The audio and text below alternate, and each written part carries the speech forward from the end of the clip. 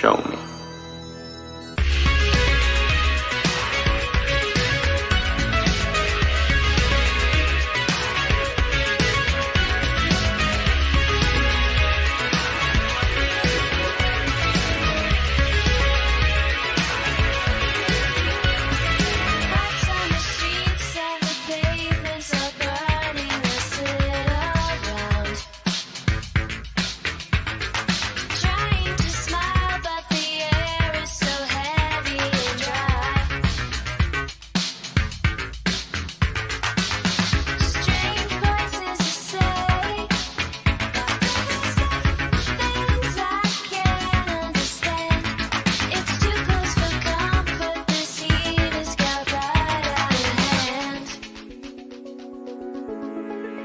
It's a cruel summer.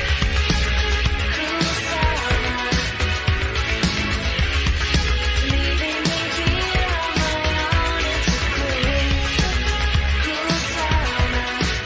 Now you're gone.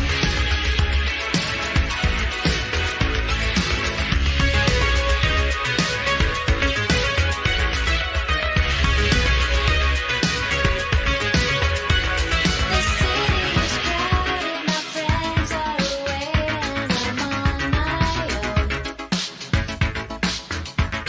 It's too hard to handle, so I gotta get up and go. It's a cruel summer. Leaving me here on my own. It's a cruel summer. Now you're gone. You're not the only one. It's a cruel summer.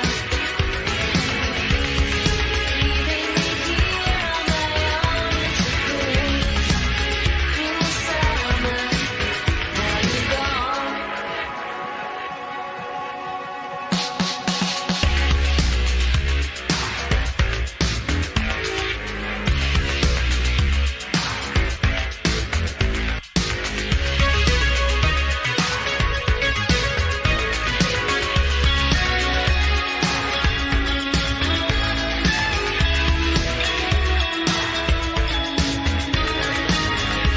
Ooh, baby. Let's get ready. Howdy, everybody, and welcome to Friday Night Lives. The return of the three baddest motherfuckers on the planet, really. I mean, in my opinion. We got to my right, Stuntman Mark. How you doing, man? I'm good, man. How about you? As always, doing well. And beneath us, for some reason, always beneath us, is the man himself, the living legend, Rambo. How you doing, man? Good, just a legend in my own mind. I'm doing well. Can't complain. It's a nice, another hot 100-degree weather day in Texas, so normal. And Sounds great. drink water, people. Don't die. Just don't go out there and die. It's too That's hot. good out there. advice. That's medical advice right there. Drink water, don't die. And also, I got stung by a fucking hornet the other day, and it reminded me of you, man. Every time, like, I was Yeah. just like, How are you doing? You said you were allergic? yeah, I'm allergic, but apparently I'm not. Like, there's two different layers of allergic. There's like the kind where it just swells and stays red for like a week, 2 weeks, but you don't like have like, anaphylaxis and shit like that. So that's the higher level of allergic to. It got you on the leg, right? Yeah, it's still like, I don't know. Well, you were wearing shorts. I mean, it could have been worse. Could have got your balls, God, I can't you imagine. I don't want to Lord. imagine, no. Stung in the Was it balls, just man. outside your place? Or was it somewhere else? No, it was right outside. I was just like mowing the grass and like I didn't even notice, and it came up behind me and just got me in the back of the leg and fucking yeah. But had it been my balls, I would have probably taken advantage of that. I would have wore like really tight pants and been like, "Look at my balls, boys," and swollen up like 3 times the size of normal. So it's That- all good. Everybody can take a ball sting. Just rub some dirt on it. Just rub some dirt in that Speak for ball yourself. sting. I couldn't tell you. I'd be like, no. Hit me in the head, hit me in the arm, not in the balls. That's okay. You Yeah. you take the ball, Mark. It's not so bad for you. Carter says back in the day on Opie and Anthony, they had dudes getting stung in the balls by hornets for sport, I guess. Jesus Christ, man. People would do anything. Like, that's crazy. crazy. Like Yeah. that one asshole, what's his name? Coyote Peter that runs around and lets it, like everything sting him and shit. Like that's his gimmick. He just lets like the most painful insects or whatever sting him. So like there's the executioner wasp and the bullet ant and things like that. Like the stuff that like you can go into a coma and he'll just let him sting him. He's got like a medical team around. It's just that's the biggest gimmick ever. Oh. Anyway, that guy's an idiot. But that's not what this show is about at all. We're gonna discuss multiple different things, but before we get into long legs and things like that, which I know Mark and I have seen. Rambo, I don't think you've seen it though, have you?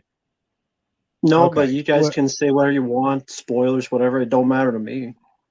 I don't. There's not really any spoilers to that movie per se. I mean, other than the Okay. main, like what he's actually doing. So yeah, not worrying about that. Just talking about the Well, performances and stuff like that. Yeah. There's one thing Yeah. you could give away, but I don't think we should. Yeah, I guess there's one thing. You're right. What I thought would be cool though to do is because I was thinking we were talking last time about newer horror films. I thought it would be funny to just look at a list of horror films from the last 4 years. So this is horror films from 2020 to 2024. I'm not going to do all of them, but just throw some fun. I'm going to throw some names out at y'all and you just rate them. Like however you want to rate them, scale of 1 to 10, I guess. Like Mhm. about like what you think about 'em. This is bound to be great because like, yeah. So in the chat, I'm going to name these people off. You guys feel free to rate these movies like you see fit as well.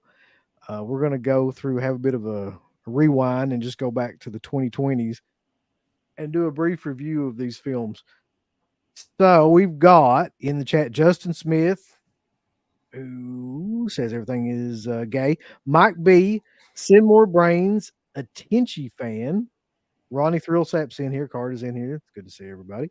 4K Tent Revival, Jackson Jack, Caleb Farrar. CK ain't gonna be here. He tripped over Peach Great Value drinks and about killed himself. Phantasm Matt. I think that's a bot. I'm not gonna even mention that. Scratch is in here, Chaz is in here, Vanderhoff Rules, Billy Boston, Todd Bridges. Holy shit.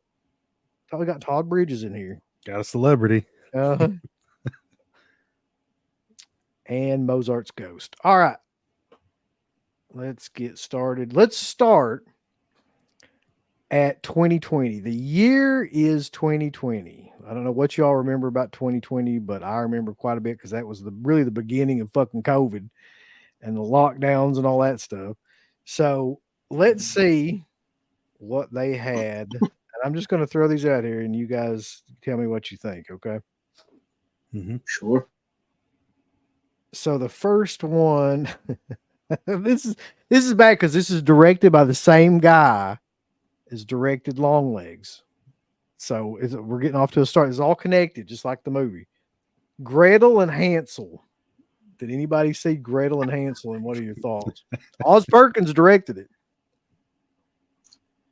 That was a boring fucking movie.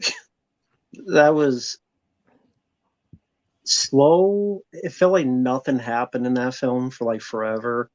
And then it just ended in the most blasé.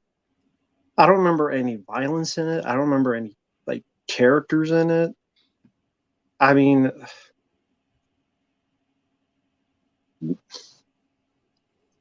what about you, Mark? I don't even know what the fuck to say about that movie. I don't know how to rate that one. I did like Boring the other shit. one what was it? Blackcoat's daughter. I think that's the Oh one. yeah. That was much better. Yeah. I struggle to like even come up with a reason or any logic as to why he would want to do a Hansel and Gretel anything. I think right away you're just doing something that's been done a million times over already, and there's hardly any major twist that you can do on that. But to it's make it Gretel unique. and Hansel. That's the Yeah, difference. that's Not right. Hansel and Gretel. They changed Yeah. it up. They did. They did. Gretel Mark- comes first because she's Yeah. a girl. That's Mark right. does. A Mark different does era. have the German media book, by the way. Gretel Hansel. It comes in a gingerbread house, by the way, a real gingerbread house. You can eat it away, and like there's That's the right. 4K. Yeah. Didn't Stream Factory release that recently? Or someone did. Yeah, Gretel yeah, and they did Hansel. actually. Hmm. I think Okay. That's they what I was released- wondering. It was either the Blu-ray or the 4K. It might have been the 4K. I don't know. It was in their big like mess of shit that they released all together. I'm sure it made a lot of money for them. All right, let's move on. Have to you the seen next it? one then. I've never seen it, and I never have any desire to see it. I have seen this next one though, and I actually really like this film more than I probably should, given that most people hate this film. 2020 was the year that Possessor came out from Brandon Cronenberg. What are your thoughts about that one? I liked it. I mean, it's Cronenberg's son did it. I thought it was creative. I liked Mhm. the story was intriguing enough and unique enough that it was at least worth one watch. I haven't seen it since, but yeah, I remember liking the film. I thought it was at least like a 3.5 out of 5 stars at least. Maybe if I saw it again, be a bit higher. But again, I thought it was a good. Was that his first film? No. No. What was his first film, Mark? You know this. Antiviral. Yeah, that's right. Oh, okay. I think this I was don't the remember first film that Antiviral. got him any kind of attention, though. Like that really got him like Yeah. noticed. Yeah, there was a lot more intrigue and I wouldn't say hype, but people were talking about that way more than Antiviral. And I think it's probably the best one. Infinity Pool was fine. I like that. I've only seen Infinity Pool once, but I've seen Possessor quite a few times, so that tells you a lot right there. It's I like how it's the type of film where it's science fiction, but like they don't feel the need to over explain everything. You get the gist of the technology, what it does, and that's all you really need to know, and it services the story quite well. And I like Jennifer Jason Leigh at pretty much anything. So Yeah, he had that's me true. from that. As soon as I Yeah. saw she was in it, I'm like, okay, I'm on board. Possessor was one of those movies where like it goes from 0 to 100 like several different scenes. The assassinations and things in the movie. It's a Yeah. great film because it's got some great performances in it. Pretty much everybody in the film is good. It's got some great gore and some practical effects in it that you don't really like see a lot of. And it's funny whenever anybody named Cronenberg does a fucking movie with practical effects in it, it's always the craziest shit you've ever seen. Mhm. Like the sequence with the dad Yeah. towards the end of it, where they just went crazy with that. Like I was kind of amazed how far they went with that. That was actually on that disc. I really like that movie though. It's really one of those movies that like is so different, so completely different than anything else Mhm. that it stays with you for a while too. I agree. If I had, I'd give it a 4 out of 5. If we're doing like a 5-star kind of thing, that's what I would give it. Yeah, Gretel and Hansel would be like, I'll be nice and say 2 out of 5. But I would say Poss- 1. Jeez. 1 out. I figured that, Rambo. No, Possessor, I would say a good 4 out of 5 for me, easily. Same. Okay, so let me ask you this. I don't know if either one of you guys saw these movies, but I unfortunately saw a couple of these. The Babysitter Killer Queen. Anybody see that? No, I didn't. Is see that the Samara Weaving movie? That was the Samara Weaving movie. I don't think she's in the second one. This is the second one. She's in the second sequel. one. Is she in the second one? Yeah, it's her and Jenna Ortega. I remember. Um, Oh, okay. it's I mean, I like the first one a lot. The second one was okay. It's a okay time waster. I don't hate either one of those, and it's which is surprising because it's McGee. So I didn't think It I'd is. really, Gee, you're right. Yeah. yeah, I didn't think I'd It really didn't be need a into it. sequel. It didn't really That's need a true. sequel. Yeah, I mean, and even when you look at that second movie, it feels like they're sort of grasping at whatever idea could sort of fit the narrative Don't for they a sequel. bring back the people that died in the Yeah. first one? They're all Yeah. resurrected. Yeah. I don't So know I- why, but I watched that like one time and I just remember absolutely hating it. Like I Mm-hmm. just and I really liked the first one. Like I thought the first one was Yeah. great, but they just tried to do too much shit in the second one, I think. Yeah.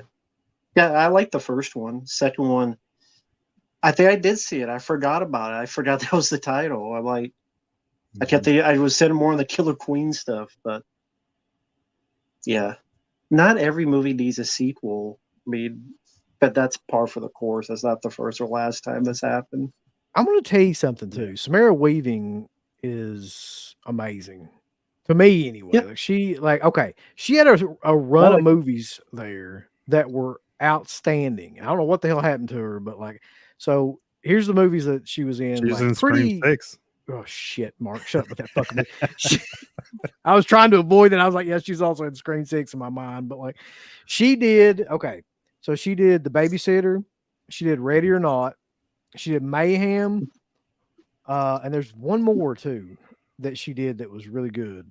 Like all like pretty close together, and then she kind of just fell off the face of the earth. But like, I love all those movies though. I'm not gonna lie, like Yeah, all of them. I agree.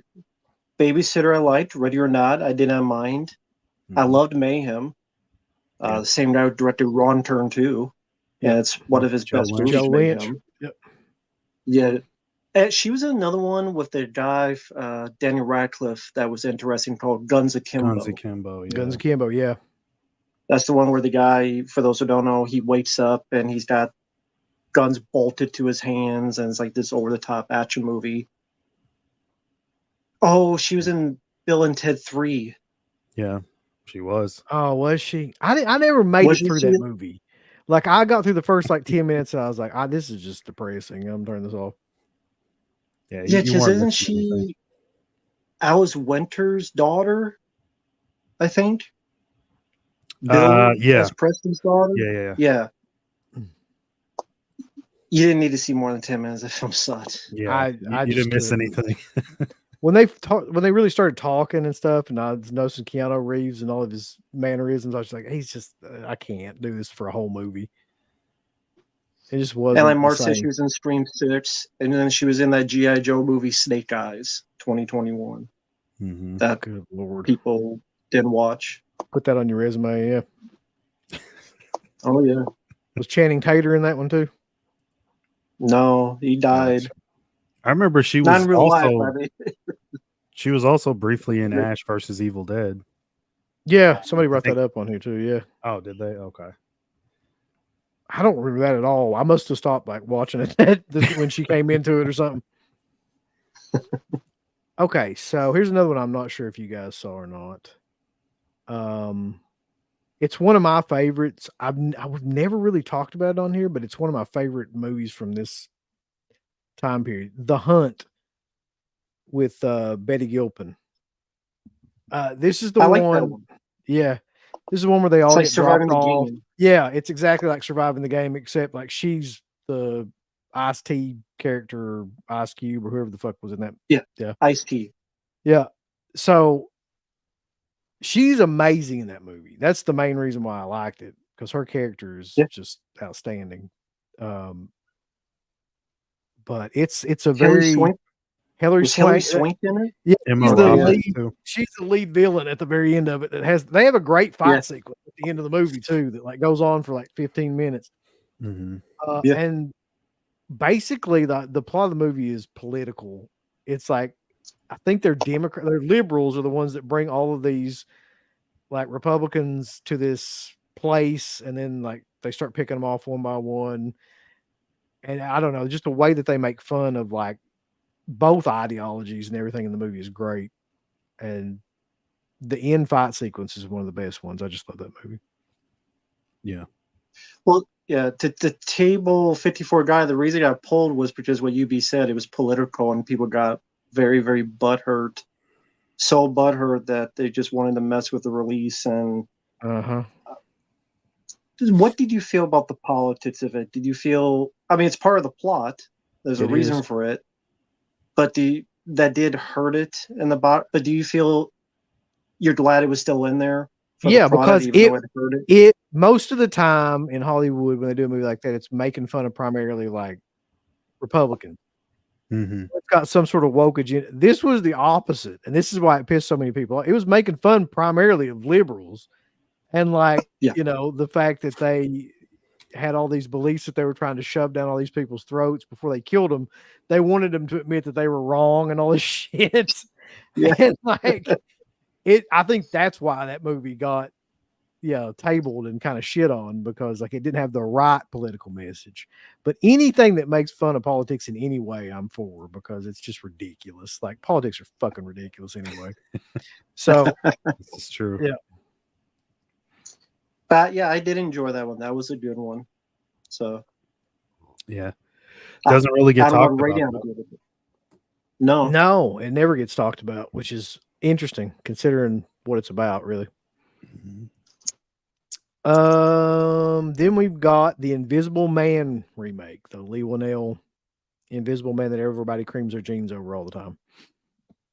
right. Completely different take on that movie. In that one, the guy is like a stalker, basically. The Invisible Man has essentially got like a restraining order. And he's like, there's some good scenes in that movie. I didn't mind it either, like Matt was saying. But Oh yeah, it's pretty much sleeping with the invisible enemy. Like they just sleeping with the enemy in those movies. Right. like The yeah. dice. Yep. I mean, sleeping with the invisible enemy is pretty much what it is. yeah. There's the scene that which is a really good scene. And I remember watching it for the first time. I thought that it was really well done too, where she's eating dinner and all that. And then like I think it's her sister's with her. And the sister's like, yeah, you're going to get through this or whatever. Like everything's, and then all of a sudden, like a knife just comes out of nowhere and like slits her Yeah. throat. Mm-hmm. And and then like puts it, I think it puts it in her hand or something like that. Yeah. Yeah. And, That's right. yeah. And it That happens was- within like a split second. That was Yeah. very surprising. I saw that one in the theater and I was pleasantly surprised by it. Man, Lee Winnell's come a long way. I mean, he's got his own career now. I know he was like always writing for James Wan for a while. I know those guys were big buddies.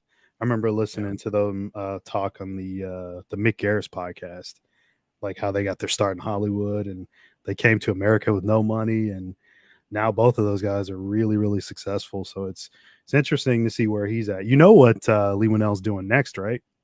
No. No, Jason Blum hired him, and so since he did so God, no. good with the Invisible Man, he's doing the Wolfman. Man, like, okay. That's just one movie that just needs to go away. They Like keep there's trying to never make it gonna work. they keep trying, there's never gonna be a successful Wolfman nowadays. It's just not gonna happen, man. Oh God. but I did like the Invisible Man. I know I can understand people don't like it. I guess because like my favorite Invisible Man movie is probably Hollow Man. I love how B movie trashy it is. Same here. Kevin Bacon. But I mean, for me, there's only so much you can do with a Hollow Man, an Invisible Man movie. I didn't mind the different take on it. I thought the lead girl, she did a good job acting wise, and I thought it was pretty well directed. Again, is that a film I rewatch? I watched it one time. I liked what, but it's not like I own it, so I wouldn't call it a classic or anything. But Mhm. I liked what I saw. For the guy, I hate everything. I mentioned a bunch of movies I already liked. So, The Hunt, Mayhem, Invisible Man, and the I forget what the other one was. Not Gretel Yeah, Hansel. Fuck that Possessor. movie. You like Possessor too, so Yeah. So I hate Yeah. everything. It's- Rambo fucking hates everything though. Just know that about do. him. It's he kind of just sits around. funny. do. Like there's a Right. resurgence for all those movies right now. You got the Nosferatu movie coming at the end of the year. Wolfman from Lee Winnell. Obviously, we already got Invisible Man, and then you've got Frankenstein with Mia Goth as the bride. So that's Guillermo del Toro's next movie. Listen to So- me. I don't like Yeah. Guillermo del Toro, but I would watch Mia Really? Goth. I would watch Mia Goth eat a fucking ham sandwich. I don't give a shit. Like, so I'm there for that. Just not into. No, his I don't. stuff. I got never you. liked that guy, man. There's something about his style that I Mhm. just don't jive with, like Pan's Labyrinth and Mhm. fucking, I can see that. Yeah. a lot of those fantasy not a style big- movies. I'm not a big Pan's Labyrinth guy either. I mean, really, I like Blade 2 a lot. That's more of a. That felt like a different Guillermo del Toro that he never did again. Like Mimic and Blade 2 is like his offshoot films, and those are the ones I like the most of his stuff. Like his. I guess because there's like he had to work with a studio with that. Yeah. But those are actually the ones I like more than when he had more freedom and control. I mean, I'm sorry, folks, but I mean, I didn't Mhm. mind Hellboy, which I didn't even know they were making a new one. Like, I looked on YouTube, I'm like, there's a new fucking Hellboy, the Crooked Man, or what the hell? I'm like, Oh, it looks so bad. I thought that was like a fan film when I saw the trailer. Sorry. I just had to Frankenstein put that up. Man. Yeah, I don't know what it is about his style, but I just hate it. Just always have. I could see it, yeah. Mia Goth already looks like the bride of Frankenstein. That's kind of true. She definitely has a distinctive look. Is this true? Please, somebody tell me this is not true. Seems like I've heard this before. Mm-hmm. That is So happening. is she directing it? She's directing it. Yeah. Okay, good. She better not get in front of the camera though. They'll block out the fucking sun with that head of I hers. knew that was coming. Fucking. But would you Uh. buy her as the bride of Frankenstein since you think she's so ugly?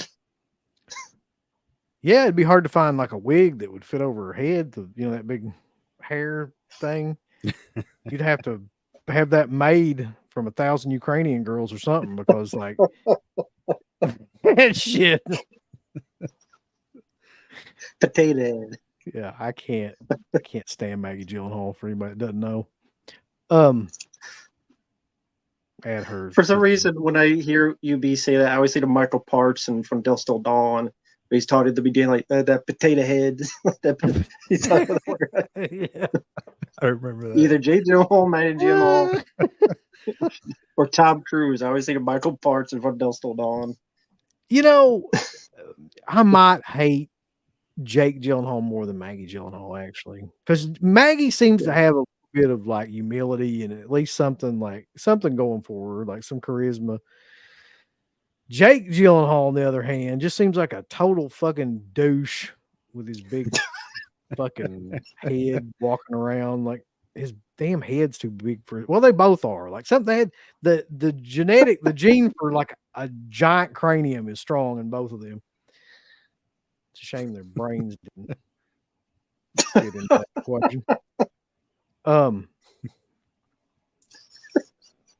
Let's see what else is in 2020. Yeah.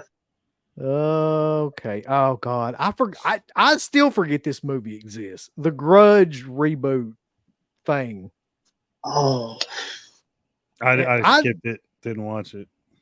I've never seen it either, but it's like it's one of those like RoboCop the remake that I just always forget it even exists. But it's out there. Sally, I have seen it, and it really is just reiterating what they did in the first Grudge, but they threw in John Cho, who I liked as an actor, but he had nothing to do. I think they threw in what's her name, Bob Shaye's sister, Lynn or Show. whatever. Oh, the one- Lin Shaye, yeah. Yeah, I think she was in it as a crazy lady, or she becomes a crazy lady. They do the same bit, I think, in the shower and like the hands coming out of the head. Only that's Michelle Gellar is John Cho. Why would that be necessary to recreate fucking scenes from that movie with just different actors? And call it The Grudge, not The Grudge, blah blah blah. Just the same title. It's just nostalgia. They thought they were like Stream. Like, well, when did Stream hadn't come out yet? Stream 5, but Halloween 2018. They want that money. They thought that's called Mhm. Halloween. That made money, so call it The Grudge, and nostalgia will make money. Only it didn't, because no one gave No. a shit about The Grudge. Jake says it had Betty Gilpin in it, Bill Sadler. Yeah, I didn't Yeah. know the cast was actually that good. Does Lynn Shay pee on herself in that, or is that just like something Jack made up? Could be. I'll take his word for it because I don't remember the movie that well. All right. What about Brahms, The Boy 2? Did anybody see that? No, I never watched it. I've seen the first one, but I never watched the second one. I think I watched it. I think CK made me watch it. You be liked honest. it, didn't you? I know you did. Katie Holmes. I loved it. I thought it was in my top 10. You imagine putting out a fucking sequel to The Boy, let alone calling No. it that.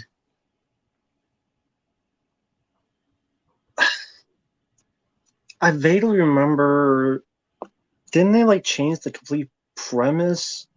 Where like the first one was kind of like what's that movie from the 70s, made for TV movie, Magic. where the kid lives in the house within the walls. Oh, Bad Ronald. Bad Ronald. Oh, Bad Ronald, yeah. Bad Ronald. The Warner Archive when I Like need to get. Yeah, the first Boy was kind of like a rip off of that, and then the second one, like they try to be more like supernatural ghosts or something for some reason. I could absolutely be wrong on that, so don't quote me on it. But I just love the idea that movie exists. It makes me happy that exists for some reason. I love the fact that Scream Factory is like promoting the fuck out of those movies too. Like it's something killer to have. I don't think anybody remembers the Children of the Corn 50th reboot. didn't I- see it. Came out. That's just in my mind. Like every 5 to 10 years, they're gonna do another Children of the Corn. I Mhm. could believe it. But It's didn't like wa- I didn't watch Chucky. it. They're going to reboot Chucky about every 5 years too. I guarantee it. And then I guess the last one from 2020 that is kind of significant, even though it's not that significant, is A Quiet Place 2. Thoughts on that movie? I don't think I've seen I it. didn't see it. I saw the first one. I think the first one worked better, but it's been a while. Can't remember much, honestly. That's not one that I own or anything. So yeah, Yeah, something about those movies. I just never got into them. yeah. So of that list of movies, I'm going to say for me, The Hunt is probably my favorite out of that list of movies. I just really love that movie, and I just think it's entirely like underrated. But Possessor is, I've got the second side of Possessor in there, and it's amazing. That whole set's amazing. So yeah. 2020 was not a great year for horror films, though. I'll tell you that right now. By looking at No. that. I'll admit, I liked. There was another one that year, but I liked this after. I liked Freaky, but I like Vince Vaughn. If you Was don't that like Vince 20 Vaughn, you're probably not Was going to like that Freaky in film. 2020? I thought I mean, it was. It definitely could have been.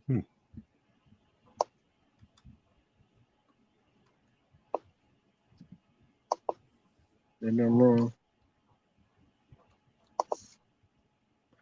Vince Vaughn Oh, is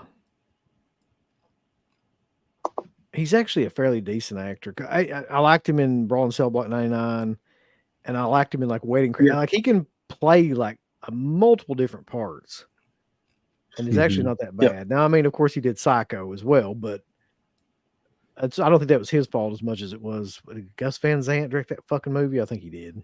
What think about that was the, more- Yeah, he the did. Cell with Jennifer Lopez? Using that.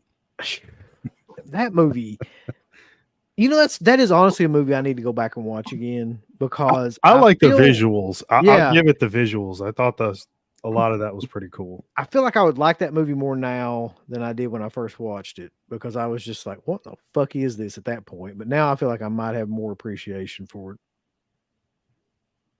I really enjoyed The Cell. Yeah, that one I liked. It's just very creative, like a much better version of this film I mentioned before, Dreamscape. Like that director, I agree, Mark. The visuals are a good selling point for that. Mhm. And Vincent D'Onofrio is just very creepy, just his own demeanor in that. Yeah. Look up one of you guys, look up when The Lighthouse came out out of curiosity. Was that 2019? I want to think it was 2019, but I don't know. I think it was 2019.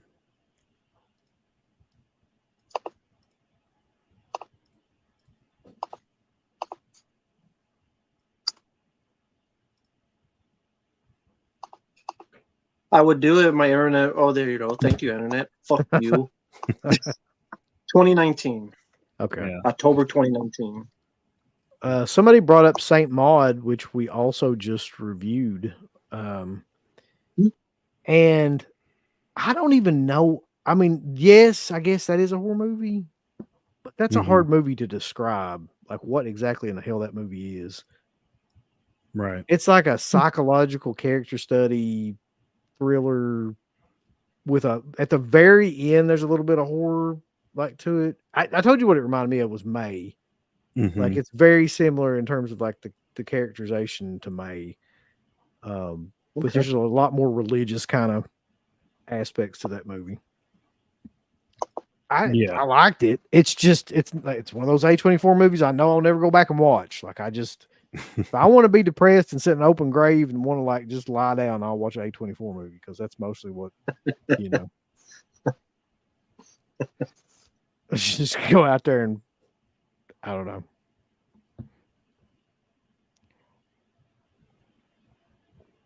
So 2021 actually got better in terms of not only the quality but the quantity of films that they released. So the first one I will bring to your all's attention because this one is a banger. Just going alphabetical order here. Army of the Dead.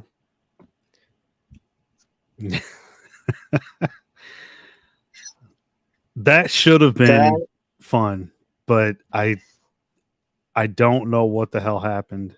That movie, you're right. That movie might have the most wasted potential of almost any movie in the history of fucking horror films. Very cool idea. Executed very poorly. Yeah, I don't know. I I remember mean, watching it, Mark. I remember watching it. A couple things like immediately caught my attention. Number one, Batista is usually really good in anything, and he fucking sucks in that movie. But number two was all of the scenes that Tig Notaro was like edited into were clearly they spent millions of dollars and you could clearly tell that they had just like CG'd her into those fucking scenes. And anytime I see stuff like that, it completely takes me out of a movie, which is what happened in that movie. mhm. Not to mention the dumbass plot. Like, No, I agree. I think a big problem with that film is Zack Snyder actually helped write it, and he is not a good writer.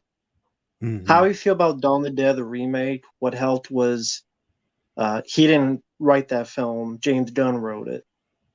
And how you feel about the guy? He does at least have more talent writing compared to Zack Snyder. Hmm. And yeah, it should have been a home run. It's a big budget movie, R-rated, where zombies and it's Vegas and it's a heist. So you could say it's like Dawn of the Dead meets Heat or Thief or a number of other movies you can mention. And whether it be the horrible daughter character who is a twat waffle that kept fucking up everybody and everything and got everybody killed because she was a dunce and a moron and an idiot. And yet she's the one who lives. So how the hell that's satisfying, I don't know. Like the character I wanted to die the most is like one of the only ones that live. Mhm. And the marketing, most of those action scenes, or some, was a damn, not a dream scene, but like like them imagining what they're going to do. So like all the cool shots is like all in their head for like a chunk of that movie when they're Zack Snyder. The biggest fuck up that happened is that stupid ass Justice League movie. Get the cut his balls off and put it in his mouth. Make you shut up, because I know that's vulgar. I know that's being. I don't give a fuck, because people cried and whined about that cut. It got out. It sucked ass. It was 5 hours long, and then everyone decided to piggyback on that notoriety, and then he did multiple films, and I forget what those new ones were called. And it was sad. I saw them, and then like they're each 3 hours long and or so, and he did two of them. Oh, and then Rebel there's going to be Moon. special. Yeah, his wannabe Star Wars, because apparently he was hired for Star Wars, and it was so bad even Disney didn't want them, so he took it and made his own movies. When even Disney is like, we don't want it, you know it's bad, and he made those movies and they were bad. So Mhm. Zack Snyder, I've liked a couple of his movies, but I wish he would stop in a sincere manner, not trying to be funny, because people talk about his visuals. That's his cinematographer. And even lately, when it's only him doing the cinematography, they haven't looked that good. Yeah, And he cannot write. that's a glaring problem all throughout Army of the Dead is the visuals. It's there's a lot of shots that were out of focus, and when I saw that his name was on their cinematographer, I'm like, oh, okay, let's see what he's got. And I was disappointed throughout the entire fucking movie. I was like, man, he really should does. not be shooting his own stuff. It looks like shit. It looks very like heavily AI CG fucking shit. That whole movie. Yeah. I hate everything about that movie. There's nothing I can think of that I even like about that movie. Like the performances are awful. The zombies are crap. They look awful. There's really no good like gore or anything like that in it. Mm-hmm. It's kind of a cursed movie to me in a way, because they had to re-edit so much of it and it just looks like shit. Yeah. So Killer Pizza says he's got a question real quick. I've got a convention coming up next Saturday. Who's the worst celebrity you've ever met? Okay, who's at the show? Just put a list of who's at the show in this chat, and I will rank them. We will all rank them for you if we've met them. Mm-hmm. Let's see. A bunch of people taking a shit on James Gunn. Okay. He's a hack. That's what my buddy calls him. He doesn't like James Gunn either. He calls him Gun for Hire because he just. There's two different James Gunns, in my opinion. There's Trauma James Gunn, and then there's like Hollywood James Gunn.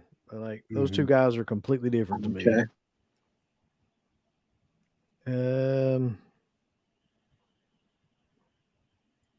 James Gunn is better than Zack Snyder.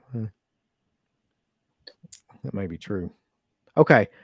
Let's see. So we go from Army of the Dead 2021. Let's see. Oh, fuck. This will be a good one to talk about. I'd forgotten about this movie completely. Thankfully to God. Candyman. Fuck. That fucking movie. Or What the fuck was that? That's an interesting movie to watch. That movie literally tells you by the end, well, near the end, that Candyman is going to seek out and kill all the white people. Yes. For some reason. That's his goal. Yeah. cops especially.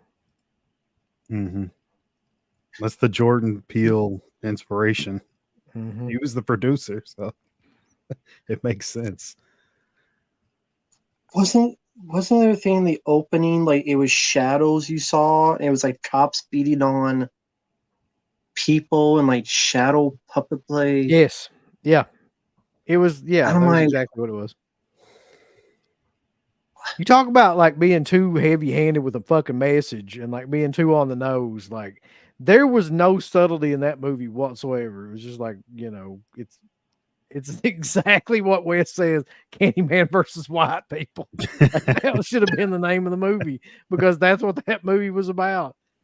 And I remember watching it and I was just like, wow. Like, and I didn't even give a fuck about the political or social messages in it. It's just a bad, boring ass fucking movie. It just follows that one guy around. And he sits in his apartment the majority of the time and just slowly Mhm. goes insane. And nothing happens in that damn movie is my biggest problem with it.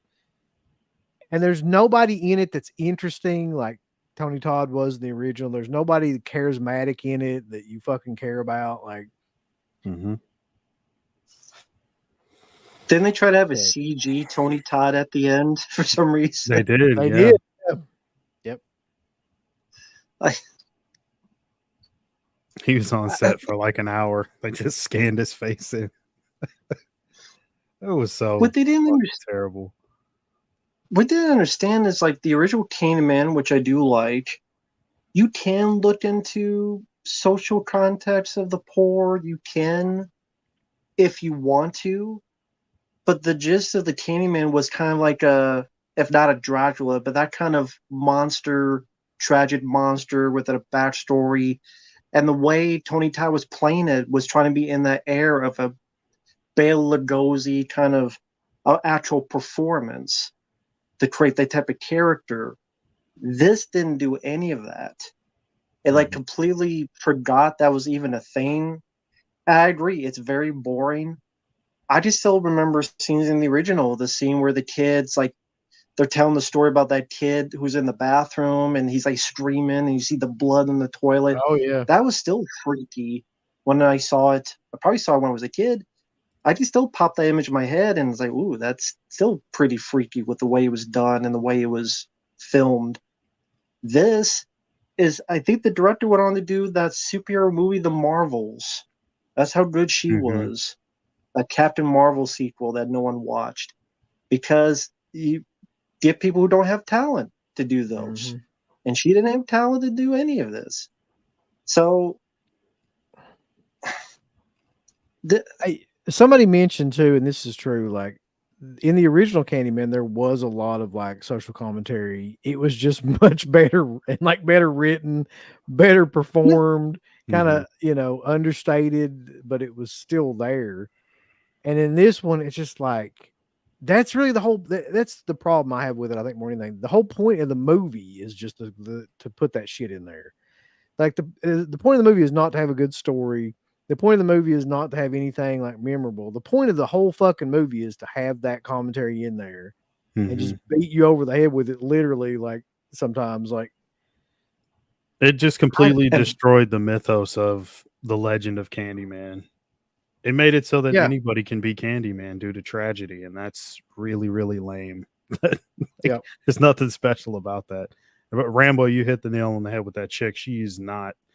I don't like anything she's done. I mean, I know she's doing the 28 Years Later sequel, not the first one, but I think she's doing like the second one because they're doing like a whole trilogy of those. And I'm like, why does she keep getting involved with horror movies? Just go make shitty Marvel stuff and go away. Like, Mhm. I don't know. They keep So putting her in movies or Carter making her says correct stuff. they had the subtlety of Bill Goldberg's jackass. MTH Bruh says the director felt upwards and made the Marvels. Yep. I agree with this too. Just wait until the People Under the Stairs remake next year. Mm, Just you fucking wait. And that's a great movie, in my opinion, in terms of like what they were trying to do with that movie and the commentary in that movie. But I yeah, guarantee you it will be exactly like that Candyman movie. They'll beat the shit out of you with it, like from the beginning to the end. mhm. Do they have a director of that People Under the Stairs one? I can't remember. I'd have to look it up. Not that I've seen. I think they're just trying to get the green light for it so far. Wasn't Jordan Peele involved? I think he's producing it. Shit. Yeah. God damn it. Justin says the original was one of his favorite horror movies, so the remake really pissed him off. Yeah, I would say. 28,000 years later. That's gonna be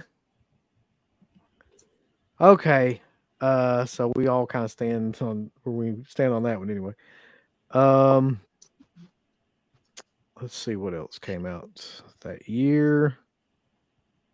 That's of note. There's a bunch of stuff that came out, by the way. I'm not going through every one of these movies because a lot of them are like direct to streaming and stuff movies as well. Right. Did either of you all watch any of the Fear Street movies? Because that's in here, the Netflix. I think so. I don't think I watched all of them. I think I watched. There's one of them that's like set in the past or something, like in like the 60s. 1666. Yeah, okay. I didn't see that one. I think I saw the one set in the 90s and That was the the first one one. after. Okay. Yeah. Yeah, so I saw the first one and the second one, I guess. 1994, I want to say. 94, 96, something like that, yeah. I saw. I don't remember a thing about it. I think my favorite was probably the 78 one because it was like a Friday the 13th episode. Mm-hmm. It was like where they go to camp and everything. I like that whole series, except I didn't like the last one that much. But I did like the series. I thought it was crazy that they'd put something like that out teen centered with that much gore and shit in it Mm-hmm. on anything like Netflix. And I don't think they'll probably do that anymore, considering the climate, the way things are now. But yeah, I put it over because I mean, if I like something, I'll just fucking tell you I like it. Carter, you some bitch. I like fucking absurd and anthropophagus too, but like, you know. I didn't mind the first two. I think it's I see the the comment up here. I was wondering what you were saying. I see it now. Yeah. rather watch Salo again. I won't go that far. I didn't. Yeah. I remember not liking the first Fear Street, but at the same time, I don't remember the film at all, so I don't remember what I didn't like about it. I can't I didn't see remember the which seventh one is one. which though. That's the thing. Like they're kind of blurred together in my mind. I've only watched those two once. One of Yeah. them, the lead chick was really annoying. I remember that. And whichever one that could be any of them, really. Whichever one that one was, I didn't care for. Which brings us though to one of the most polarizing films of that year. I don't know why it's polarizing because it's a giant fucking turd. Halloween Kills, The best movie Oh. of 2021. the best one right there. Mm-hmm. This is when I knew that David Gordon Green was a fucking hack. Up to this point, I was all like behind that But- in that series. And everything. Let me ask you, how do you feel about people who go, well, you go see a slasher film for kills. It has a lot of kills. So how the hell could you not like it? God damn it. That's It's a about fair blood question. and gore and kills. God damn it, you're supposed to like it. You're dead bit, for fuck's sake. Whatever the hell they say. They say a lot of stuff exactly like that. I mean, if you look Okay. at it, Army of the Dead had a lot of fucking kills in it, but like Mhm. piece of shit too. Mhm. Nothing about that movie made any sense. Like zero plot sense. Would not. It made more sense than Halloween Ends, though. I'll give it that. But like Yeah. Yeah, it, I'll give it that too. this idea that like this whole town gets together to fight evil and all this, and like you're able to kind of like just by Anthony Michael Hall fucking standing up and shouting "Evil dies tonight," they get like a mob together, and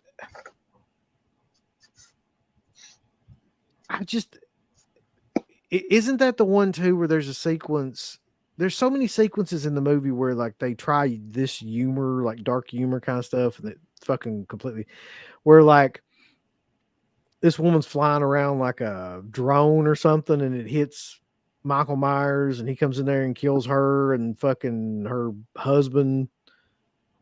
I think so. I think that's that movie, man. And it's like that went on for like 20 or 30, and that's also the one where it had the gay couple, and it was like, Oh yeah. Tried to cancel Michael Myers yeah. online. I remember that. Now that I sit here and think about it, just more and more horrible memories start to flood back about having to watch that movie. And you Anthony want to Michael talk about- Hall cannot act either in that.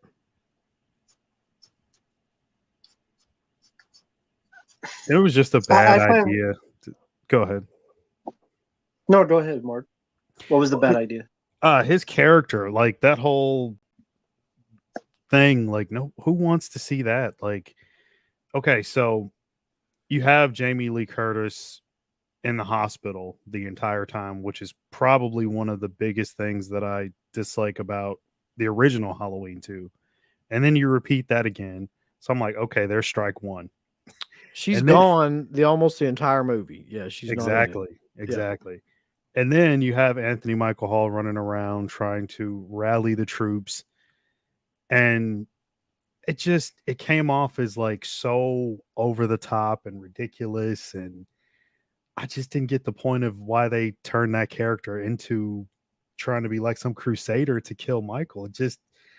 That didn't work for me. I mean, there's so many useless characters, like that fucking guy with the cowboy hat who does nothing, but he's in like every other scene. He's like the detective.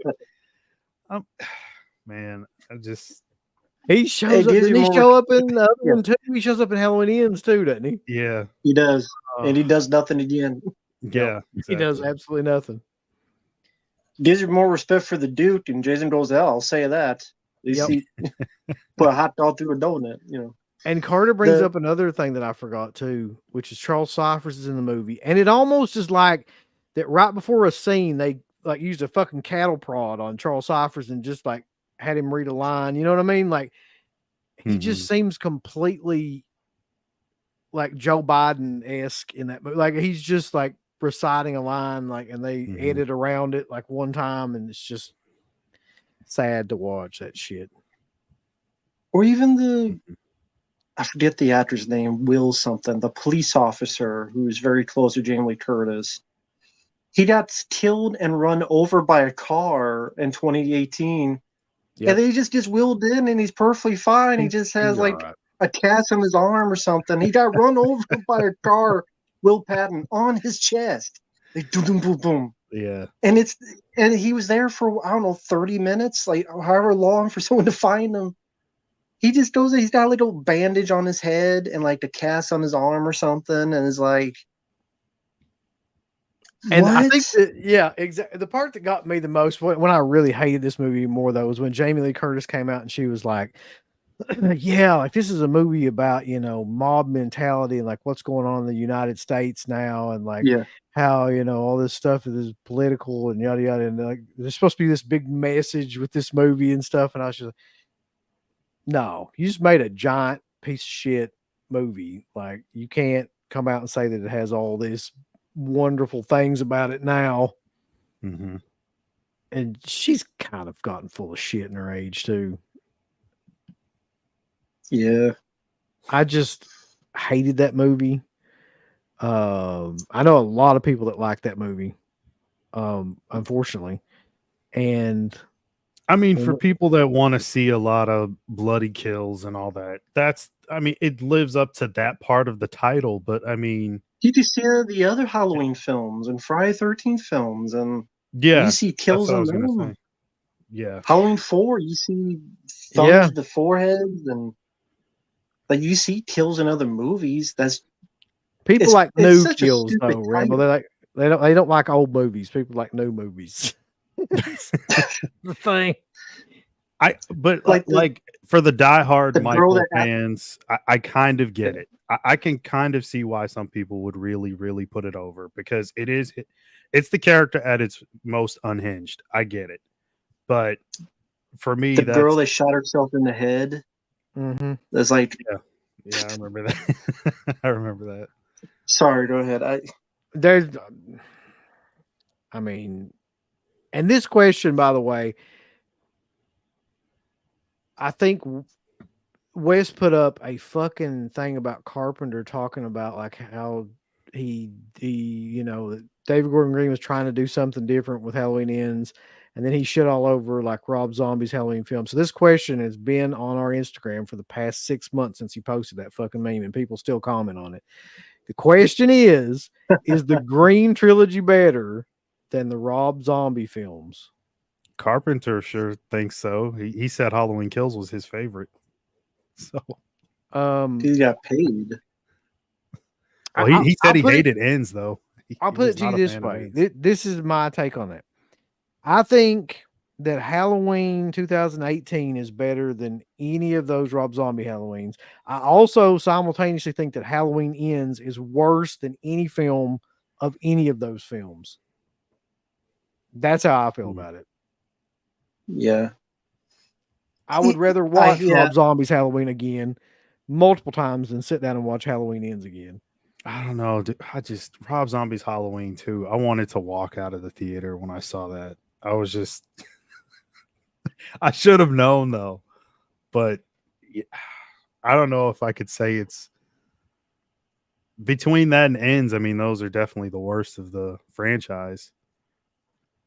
That's tough to say for me. I don't know. As much as I don't like Halloween 2018 and Halloween Kills, I probably would watch them over Rob Zombie's. Halloween Ends, that's a different story. Because I guess that's probably pop up unless we talk about it now. If that's Yeah, it's coming. Michael Myers ready to hump that guy in the sewer. I'm like, what the fuck? And does the dead zone thing in his head, and then they're doing the Halloween Mardi Ends- Gras, whatever the hell, riding the wave of his dead body, like it's Woodstock 2000 or something. If we're going to talk about Halloween Ends, I'll just tell you right now, that's in contention. It's that one and like Nightmare on Elm Street remake for me compete for like the worst modern kind of like either sequel or remake or anything like that to a franchise film is those two in my head. Like, I don't think I could hate a movie more than Halloween Ends. I really don't. Like, I thought it was completely fucking incompetent in every way that a movie could be incompetent, and just stupid. Just the writing being stupid, the I will say, performance. in terms of story or the way it was made, Both. Like, it was incompetently made, and it was like the way it was written was just ridiculous. And the ideas behind it, that like this kid takes over and like Michael Myers is just following him around. It's like, God damn, shut the fuck up. Like, no. Like, he transferred the evil to Corey. Yeah. Yep. The idea that his name's Corey just makes me want to punch myself in the face too. It's just like, that's your slasher. Did they really think that would work? Like, Corey would catch on?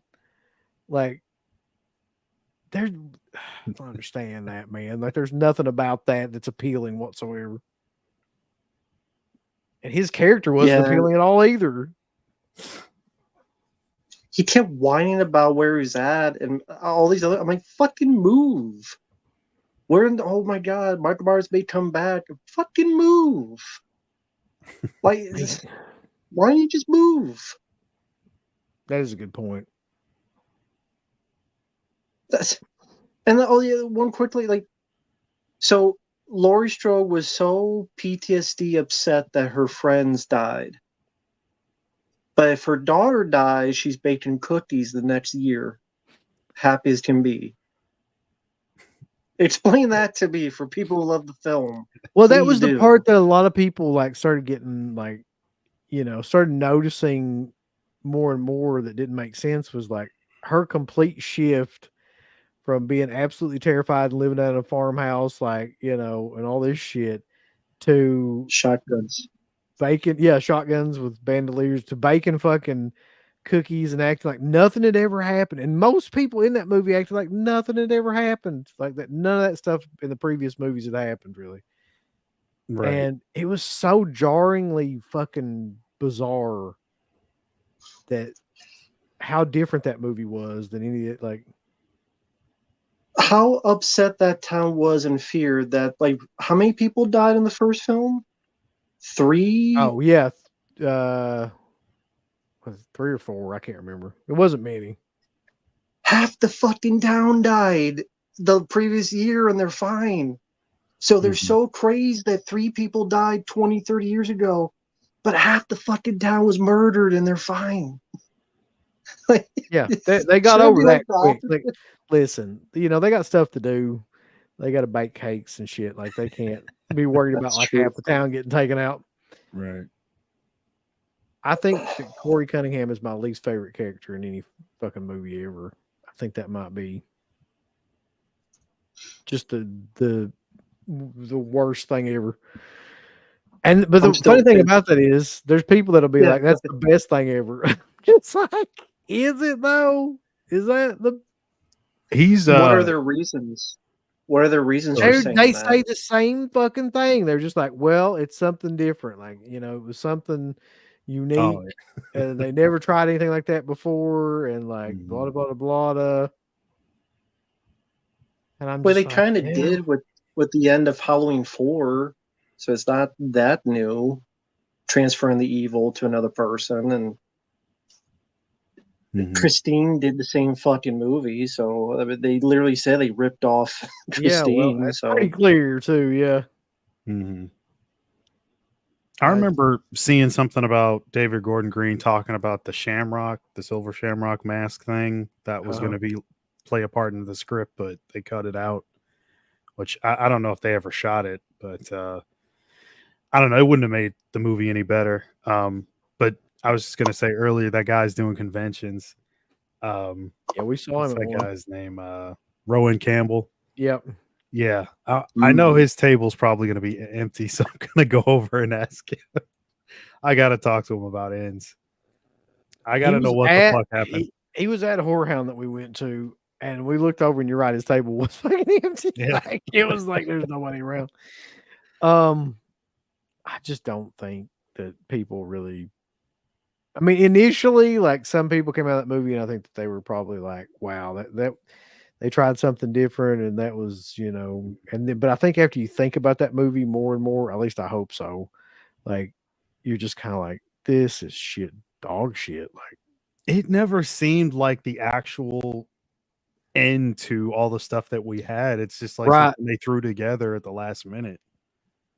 And then he followed that up with that fucking Exorcist movie, man. So it's like Mhm. he just, I don't know what happened to that guy, but like he never recovered after Kills to me. Like it went Kills, Ends, The Exorcist, Believer. It's like you need to take a break or something. Like go find Jesus. I don't know what he needs, but like something to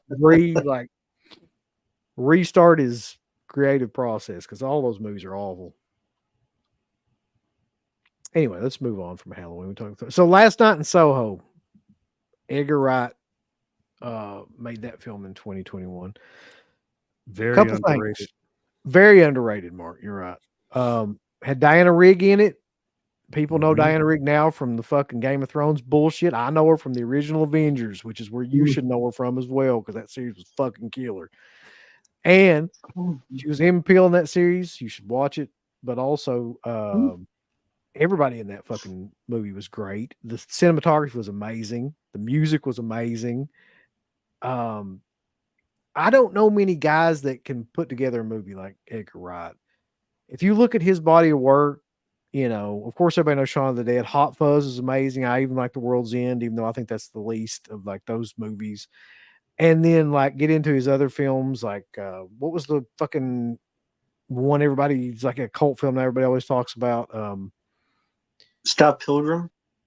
Yeah, Versus the Scott World. Pilgrim versus the World. Yeah, if you get into those two, I mean, he just visually, I don't think there's another filmmaker like him really that can Yep. weave all that stuff together like that. Yeah, I enjoyed Baby Driver. I thought that was a pretty good one. Mm-hmm.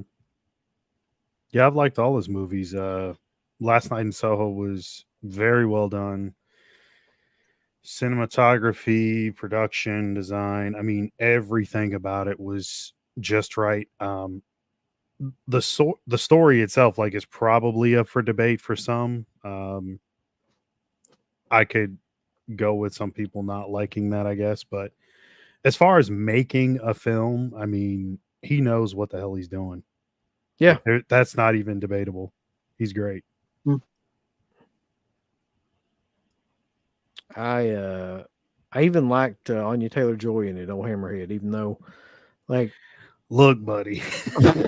Here like we I know go. I know it's your woman, Mark. I know it is. There's two movies I really liked her in, and the rest of them are debatable. That one and The Menu. I like both those. I like her performances in both those movies. Yeah, I like The Menu. She does look like an alien. She's not a good looking lady. She's pretty Mark? ugly. Buddy, Mark, you gonna let you talk about your woman like that? Come on. I don't Maggie know where- Gyllenhaal looks better than her.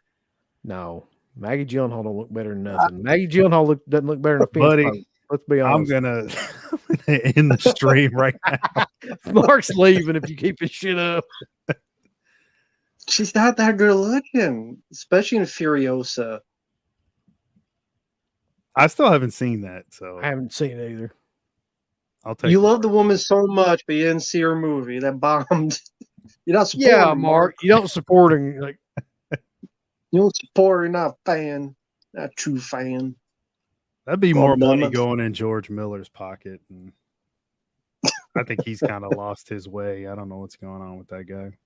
It's like he's just obsessed with the Mad Max universe. He's like Cameron. He's Yeah. only doing Avatar.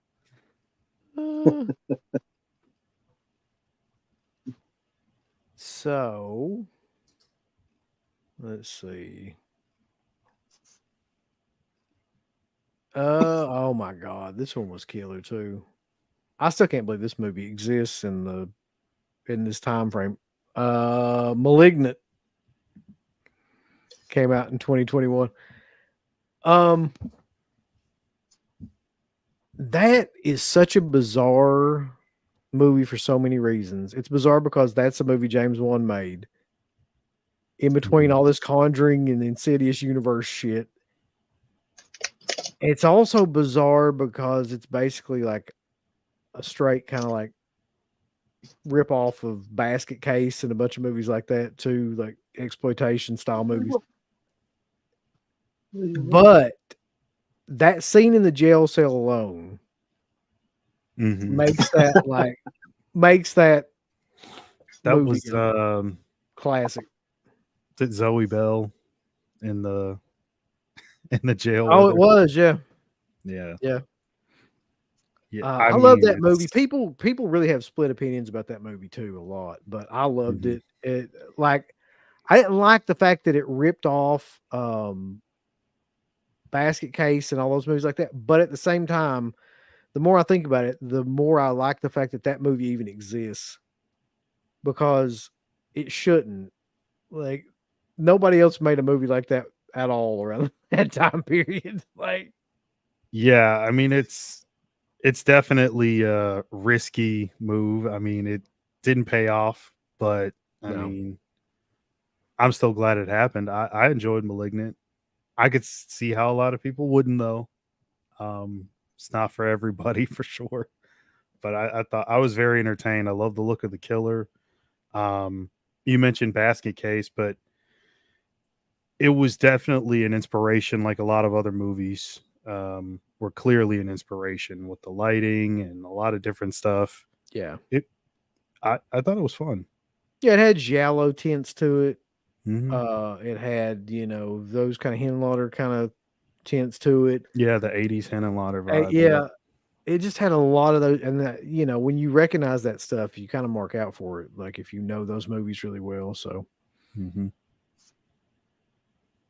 I love that. I movie. fully agree. I thoroughly loved it. I mean, I was pleasantly surprised because the way it was marketed, I thought it's going to be like The Conjuring. It's going to be another ghost story movie, and maybe because I had that mentality, I didn't expect the twist. I'm sure it's predictable for others, but for me, I did. I was just so used to he did Insidious, he did The Conjuring. It's just going to be another possessed ghost thing. I loved it. I liked the cast. I liked the Jello, the lighting. I thought the gore was good. I love it. The finale is like a horror version of John Wick, and it was insane. And It really is. Yeah, I that's a good way to put it.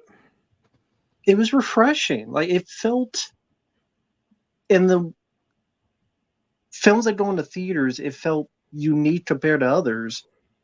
So I honestly don't get why it got hated so much. When you look at some of the stuff, in my opinion, that gets praised. I'm like, I don't get it. I mean, I know Mark, you said you get it. I don't understand it, to be honest. I'm not saying it's wrong. No, fuck you don't like it. Suck It's my dick. it's such a But it's departure from what he did before, though. Like people love Mhm. Insidious and the Conjuring movies, and I think those are okay for what they are. I think Malignant's just more my speed. If you don't see the influences, I think you probably wouldn't love it as much as I do. Hmm. But it still has a lot going for it, even outside of that. I think it's still thoroughly entertaining. And as a slasher fan, like I don't know how you couldn't like it.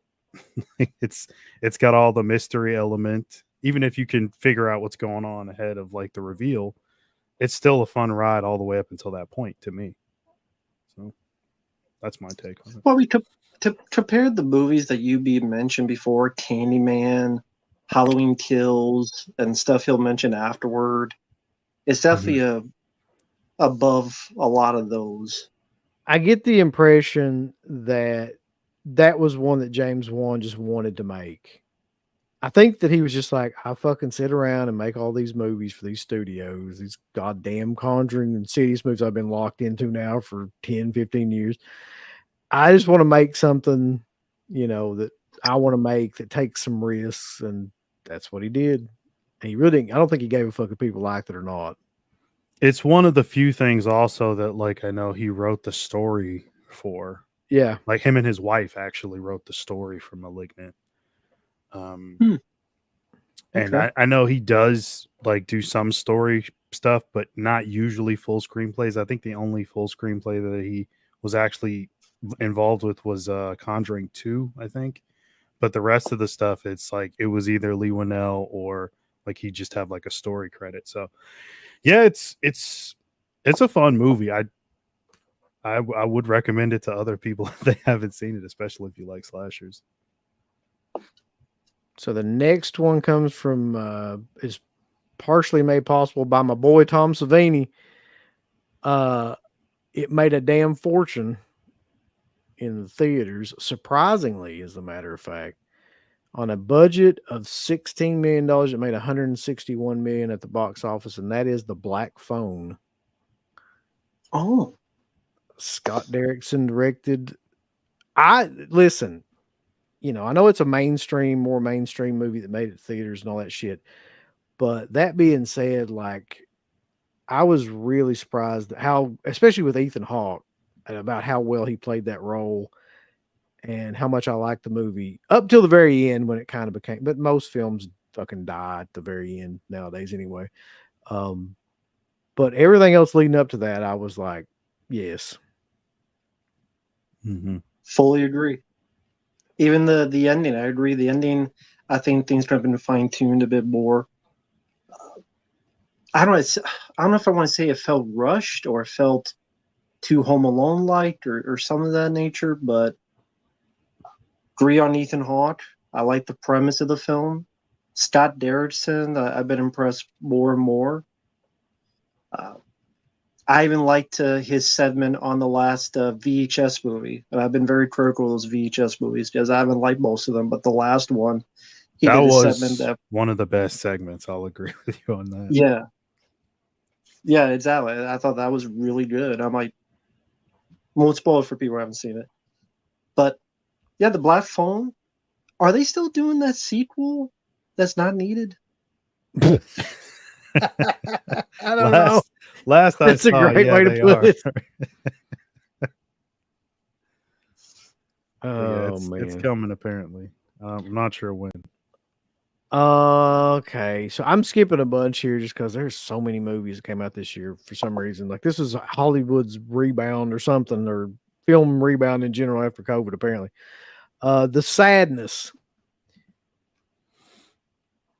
What year was That's that? a movie. That's a movie I watch. I'll never watch it again.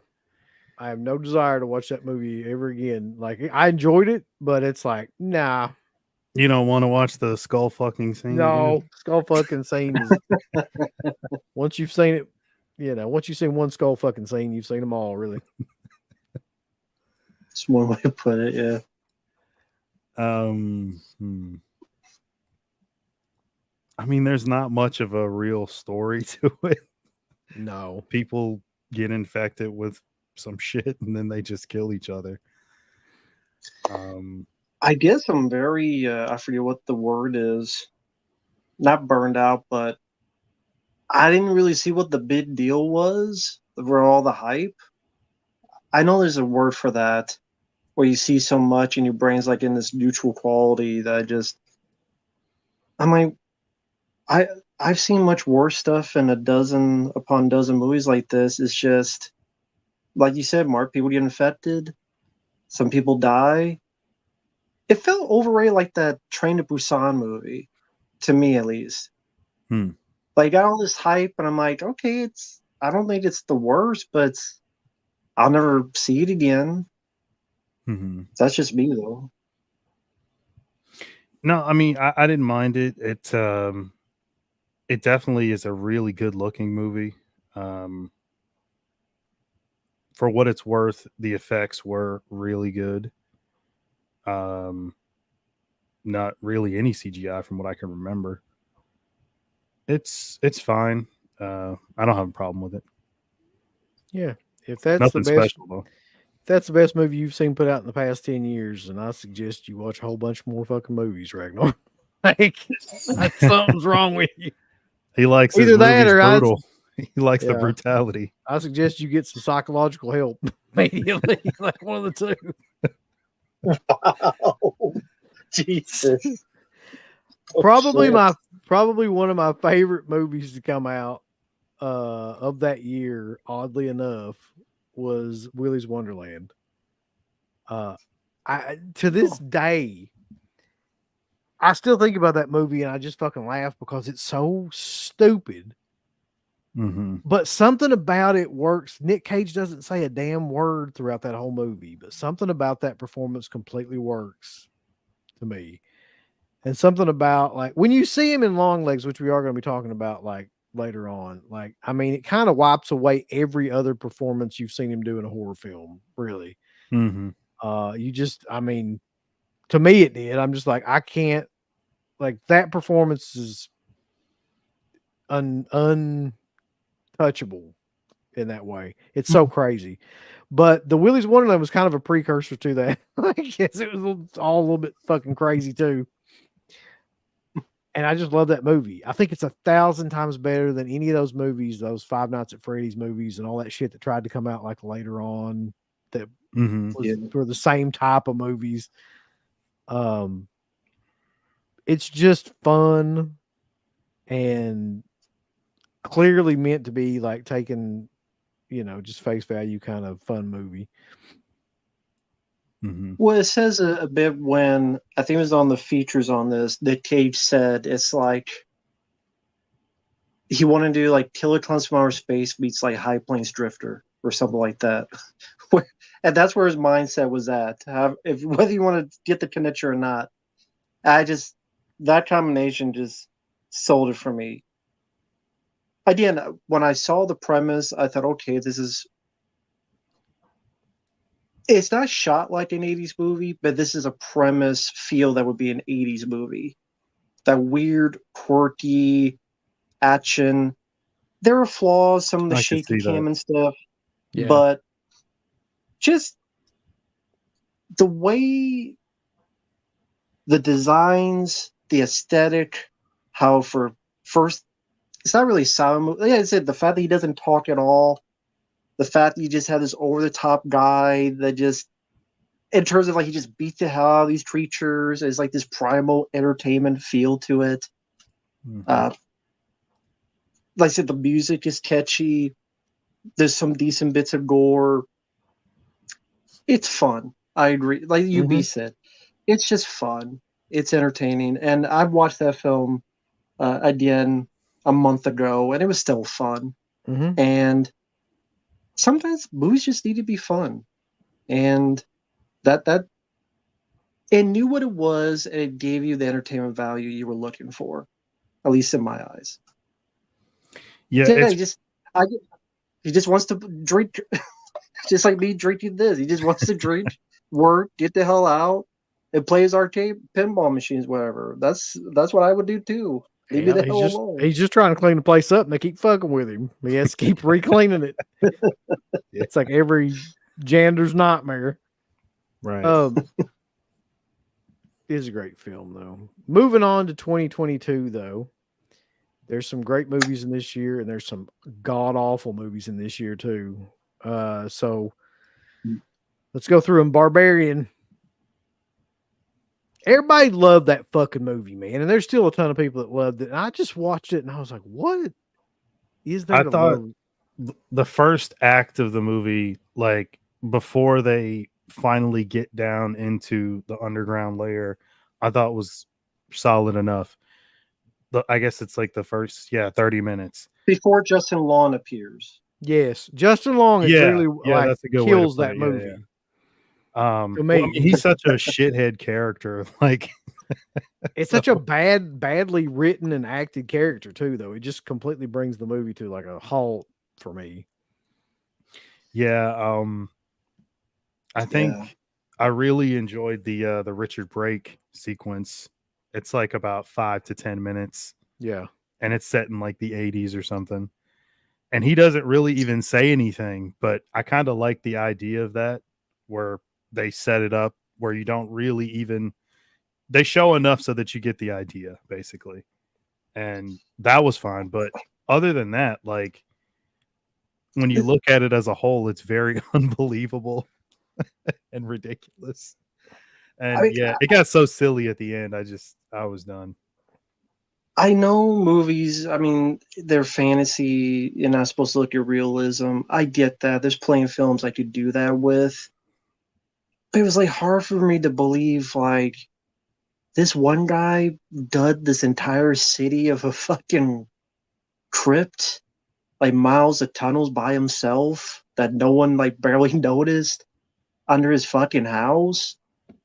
And then here's this woman with her titties out, like, giving milk to people. And I don't know if that was meant to be funny or if that was meant to be scary or was that meant to be both?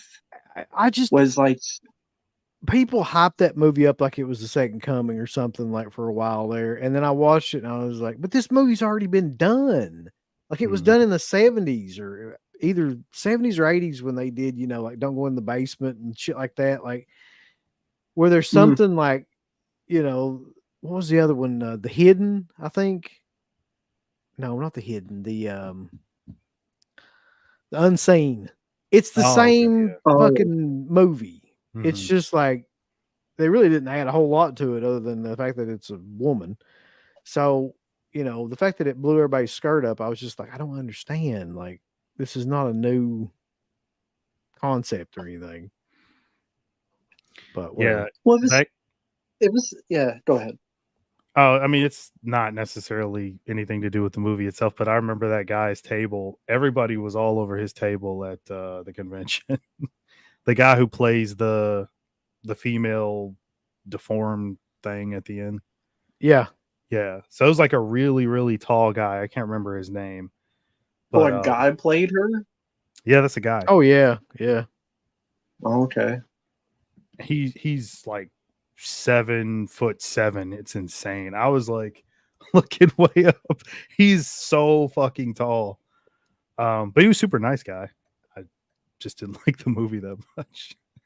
So what if he's playing a crazy lady? Why would you hire a 7-foot tall guy to play like an emaciated, crazy victim lady? Who knows? But you For some hire a reason- 7-foot tall guy. The inbreeding, I guess. I don't know. Ah, You're yeah. asking me. I don't know. That movie. I'm just curious. I do like this comment though. Barbarian was the strangest date movie. The Oh, girl I went man. with brought her mom along. Yeah, Wow. that had to be an experience. I feel that you're probably right, Alfa Romero. This is a good comparison too. It's the Unseen meets Mhm. Castle Freak. Yeah. Yeah. Okay, yeah. All right. Then we got I'm skipping over a bunch here just to get to the main ones, but the Hellraiser reboot, reimagining, refuckery. Hell in a Cell Razor. Helen. I think the less we say about that movie, the better. Just to let you know, I hated it and thought it was boring and thought it was fucking stupid, and the whole idea is awful. It's like, even if you wanted to say that it's another Hellraiser story, which that's what they were going for, they weren't trying to remake the original. It's just not worthy of anything. Like, some of the designs of the Cenobites I was fine with, but beyond that, there was only one character that I thought was at least slightly interesting, and he's not in the movie at all. He's in it for like maybe 20 minutes. So I'm like, that lead chick, oh man, I could give a fuck about her character. Yeah, it was just- awful. Yeah, I didn't care at all. Yeah. Yeah, it's a lousy story about a drug addicted lady who you don't care about, who's unlikable. It's I the swear- Evil Dead remake. It's the same thing. It's also is the worst part about it to me, like it's just boring. Like, how the fuck do you make a boring Hellraiser movie? Like, they did. They figured out a way like to make it really, really like drawn out and with nothing happening the majority of the time, and just, people Yeah. randomly just see Pinhead and then get scared for a minute and then Very uneventful movie. I swear there was a scene where someone tripped on someone that wasn't there. Like, they tripped on thin air and fell on their face for some reason. And Ugh. yeah, lack of creativity. So fuck Hellraiser. So next would be Jeepers Creepers Reborn. I think we all know Mm-mm. that We don't need to- we don't even need to need to discuss fucking go that into one. that. Yeah. If you watch that movie and like it, then I encourage you to go dunk your head in water until you fucking pass out. Like, that's all I can say. Pretty bad. Nope. And I literally mean Nope, the movie. Mm. I'm the odd man out. As much as I give crap to Jordan Peele, I liked it for what it was. I liked the concept of a UFO that eats people. That got it for me. It's not going to be for everybody, but for some reason that just hit the mark for me. I'm like, okay, it's pretty much like a shark movie in the sky. They're hunting a shark. Only the shark is a man-eating UFO with a vagina face. I'm like, okay, for some reason. Especially the scene with like all the people are sucked up and you see like the inside where they're all screaming, which remind me a bit of Fire in the Sky. Mm-hmm. Yeah. I get that there's flaws, trust me. I liked it for what it was. I don't blame people for not liking it. What the fuck is this? This comment. If you didn't like Nope, that means you're a racist. I'm sorry. I'm gonna be honest with you. I never made it through that movie. Like, I always watched about half of it, and I was like, I don't Yeah. give a fuck. I just I can't care enough to get through this movie. I enjoyed it. I went in for spectacle, and that's what it was.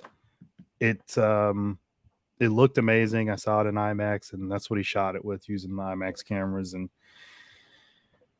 I don't have any. Well, the one issue that I did have with it was not enough of actors that I really like. Like Keith David is gone within like 5 minutes. Michael Yeah. Wincott is barely in it, maybe 25 minutes, and Yeah. his role should have been more significant. It was fine though. I do like what you were saying, Rambo, like the idea of the UFO being that. I knew there was going to be something to it that was a little bit more than just little green men or alien grays running around. So I'm glad it I delivered on that part at least.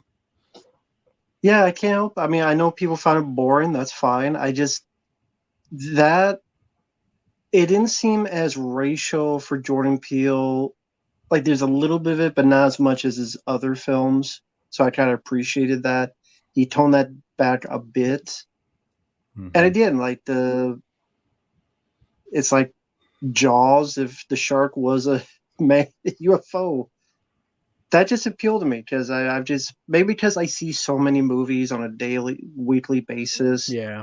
That when I see something unique like that, it's going to be more refreshing to me than someone who just don't give a fuck about that. So that's where my own weird mind space is at. Probably one of my favorite movies of that year, 2022, was Ty West's Pearl. Now, here's the weird thing about that set of movies, right? Especially the first two. You've generally got one of two camps. You've got the people that are like, I liked X better and Pearl ain't worth shit. Or you got people that are like, I like Pearl and X ain't worth shit. So I suppose I fall into the I like Pearl. I don't think X was shitty. I just think it was just kind of just average film. But I thought Pearl was the one where I was like, all right, this has actually got,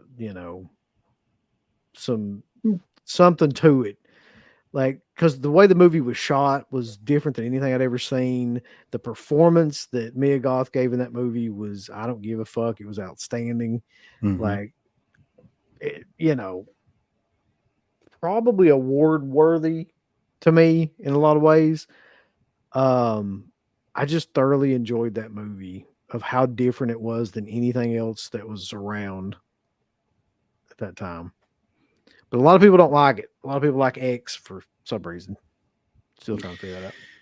Yeah, I mean, I'm probably in the camp of like I like Pearl more than X. X is very simple. There's not a whole lot to it. While Pearl is very much a character study type of thing. And you see Mia Goth going down the rabbit hole of just getting more and more lost in her own psychosis. Yeah, X, I don't hate it. It's fine. It just, one, it was very overhyped. It was very, very overhyped. The whole 70s aesthetic, I guess it's okay. I know that blew a lot of people away. Didn't do a whole lot for me. And then I thought, like, because it's a standard slasher, the kills were just okay. It wasn't anything spectacular. Just didn't have enough going on. That's why I did like Maxine a little bit more. There's a lot more going on. But people might want simplicity. Like, I think that's why so many people like X. Well, the thing about X, that was exactly what you were saying. Like, there was nothing in that movie that you hadn't seen done before. Except maybe, well, one of the porn sequences I can think of. But like, in terms of a horror film, there's nothing in that movie that like was unusual, really, for a slasher film. But in Pearl, it's like everything about it was unusual. Like some of the scenes in it, the way it was shot, like everything was to me different about that movie. He really tried something new. Like he tried to take a risk with something and combine like Technicolor kind of shit from the 30s with like a modern horror film, psychological kind of character study. Mm-hmm. I just enjoyed that film. And neither one of you have seen Maxine yet, right? No, haven't seen it. Okay. No. Yeah, I'd like Maxine more than X for sure. It just I'm a big Kevin Bacon mark. I think you guys know that by now. Yeah. But that's part of why I like it so much. That character just does it for me. It's very, very reminiscent of Jack Nicholson in Chinatown, which I love. So that alone had me hooked the whole time. I see somebody, was it Alpha Romero? You said it's a mess. I disagree, man. I mean, I could see some people not liking the third act. Maybe even the whole identity of the killer was somewhat predictable. I saw other people say that, but overall, I still think it's more tolerable for me than X was. I definitely watch Maxine more.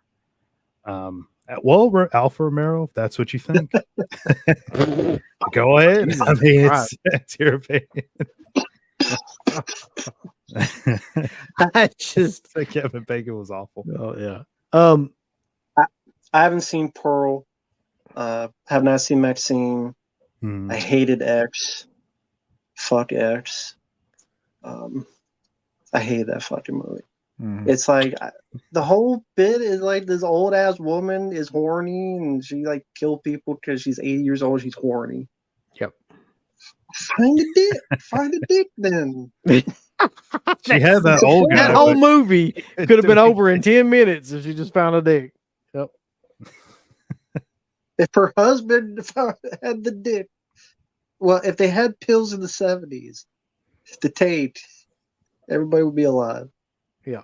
Mm-hmm. Do I like horny cooters? Not if they're 80 years old and ready to turn to dust if you breathe on them wrong. No. It's people's cup of tea. That's fine if they like dust in the vajayjay. I don't like dust in there. Like that Dumb and Dumber sequel that you saw. Fuck you. So there's the debate rages on with fucking Pearl. What about Five Cream? That came out in 2022. Oh, I almost forgot that happened. That's the worst fucking Scream movie by far to me. Like it's not even close. Yeah, I mean that might be the unpopular opinion for some. Everybody hates Scream 3, but I don't. So I don't hate Scream. I thought everybody hated Scream 4. I hate Scream 4. Yeah. Okay. Scream 5. What's the consensus? Everybody's all over the Yeah. Yeah. What is the worst Scream film? I'll give you a hint. It's 5. For me, it'd be 5. Yeah, same. I wish it was 5 Cream. That sounds tastier than what the fuck Scream 5 was. The plot where it's like it's the fans because they want to say that the fans are awful and the fans, if they don't get their way, they'll kill people. I mean, maybe some will, but not most will. Hopefully, They're killing off David Arquette and the stupid way they did it, and the new characters were lame, and the ending. I didn't say anything in the fucking cat. He moaned when I talked about Scream 5. It's like, shut up. He don't want me talking about Scream 5 anymore. So fuck Scream 5. Was it that one or Scream 6? No, that was Scream 6, baby. What the fuck was the ending of 5? Listen. Oh, the party. Yeah, the party in Stu's house. I was getting that confused with 6's ending. Which is shit. I just want to say this real quick. If you look, it's hard for us to take you seriously if you come in here and say Scream 5 was fucking washable. Yeah, Alpha. Look, Like Alfa Romero. Like, you're gonna shit on He's Kevin he's Bacon and you shit, like Scream yeah, he's 5. Not for shitting on all me. these movies. Then he's like, Scream 5 was pretty fun nostalgia pick. Shut up. Damn it. Teach on Alfa Come in here Romero. with that Scream fucking 5 just opinion. wasn't for me. I hated it. It's cool if people like it. For me, it was just, I know they made money, but these new films, they bring nothing to the table that's that intriguing of a story or witty. They don't even make, like, what do they even really say about horror films? Like what Scream was talking about, slasher. They don't even do that anymore. So what is their actual basis? Like, what are they actually deep down about other than getting a paycheck? What is it even about I don't know what Scream anymore? 5 was about. It was the killer was killing off all the people that were related to the previous characters. And I just So, remember the reveal at the that end was of it really was it. like completely anticlimactic. Like you didn't give a fuck. Mhm. I mean, I think that the ending to Scream 6 was actually better, and it was awful.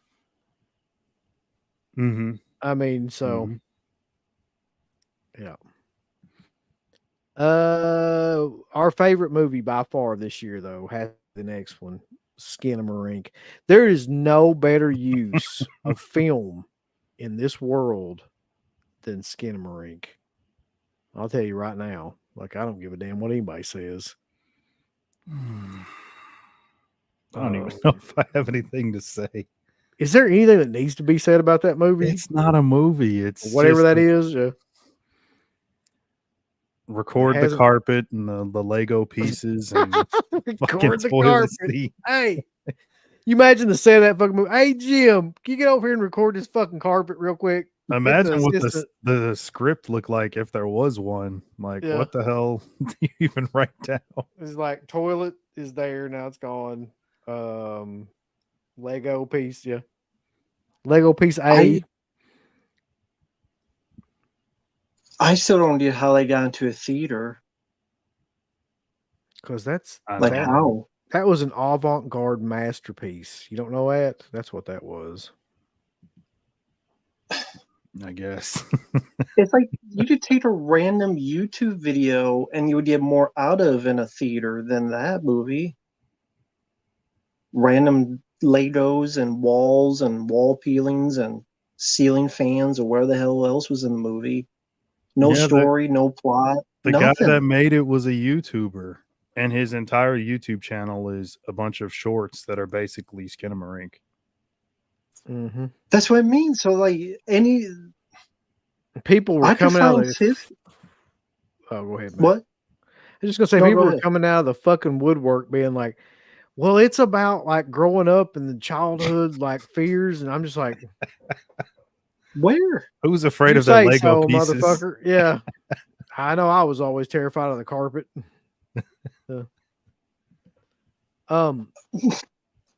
So let's just get past Skinamarink because that movie just makes me angry thinking about it. Or not really a movie, that whatever that is. Terrifier 2. Mm-hmm. Probably seen one of the most uncomfortable experiences that I had when I first saw like clips from that movie, the bedroom sequence, and anybody that's seen that movie knows what I'm talking about. And when I saw that, I was like, this genuinely makes me uncomfortable. And I haven't felt that way in a long, long time. So for that reason alone, the fact that he had the balls to do something like that and that it became, kind of a cult sensation. I really, really like that film. I like the story of it. People are like, it's too fucking long. I never thought that. Like, I always thought that it had like a decent enough story to back up like everything that was going on in the film. There's scenes in that movie that I love where I think that what's the guy's name? Guy that plays Art. I think he does. David Howard Thornton. Yeah, I think he does an amazing job with no dialogue, like conveying just pure fucking insanity, and I just think it's great. Yeah, I always say it's like, I call it silent charisma. He says nothing, but It's like Dean Malenko. there's a Oh, sorry. But I mean, it's fine for what it is. I don't think like the acting is like Oscar worthy or anything, but it's fine for what it is. I mean, it's like Rob Hall when Rob Hall did his movies. It's the same thing. It's an effects guy making a horror flick. It's just an orgy of badass effects work. Um, and the story itself is there's a little bit more to it. The first one didn't really have anything from what I remember. He was just literally going around killing people for no reason. Yeah, well, that's why I think because somebody said the first Terrifier was better. I look at this the same way as I look at like the Texas Chainsaw Massacre and Texas Chainsaw Massacre Part 2, right? Because like on the one hand, the Texas Chainsaw Massacre is strictly like an exploitation film with no like it's no real sense of humor or anything like that. And the second one is obviously like more of a comedy with more gore and stuff like that. Same thing with these movies. If you watch the first Terrifier, it's much more of like an exploitation, greedy, dark fucking film. When you watch the second one, there's much more like humor and things like that injected into it, Mm-hmm. and Better much music. more, yeah, much more character development, things like that. Like it just, I don't know. It's like apples and oranges, to use a horrible phrase that should never be mentioned on here again. It's like apples and oranges. It really is.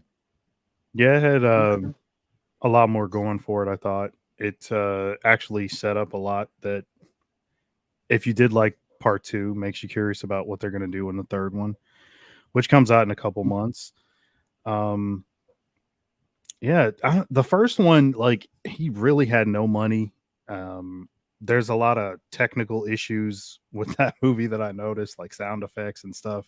Oh yeah. And all of that is smooth over to the 10th degree, and like in the second one it's a way better flick. Well, there's in the first one, there's the scene in the diner, which is Mhm. now kind of classic, where he's finally like scouting out the girls and everything. He just stares at them in that one scene, and they Mhm. come over and try to mess with him and stuff. And that scene's great because he never breaks character whatsoever. Mhm. Similarly, in the second film, there's a scene like that, but it's more comedic. I still think it's as good because of the way that it's played. Is the scene where she's in like the what is it, like a novelty shop or something like that, and he's behind her like Mhm. trying on glasses and shit, and then like sneaks up on her. It's fucking terrifying, but for two completely different reasons. Like Mhm. it works both the same way. Yeah. Yeah. They're all really cool too in person. I like all those guys on a personal level. They're all super fun to talk to.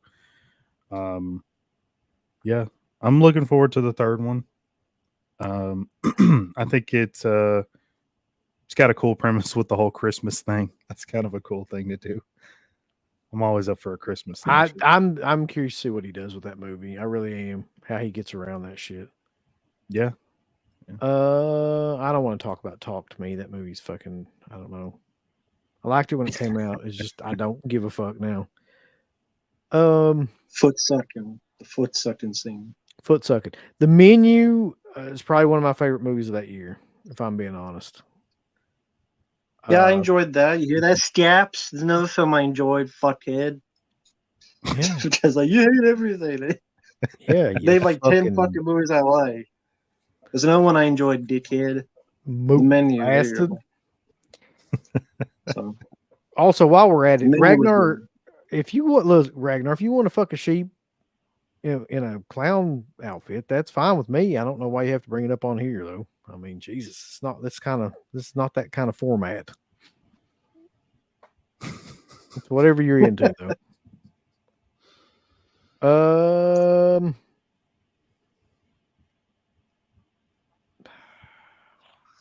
There's a lot of shit.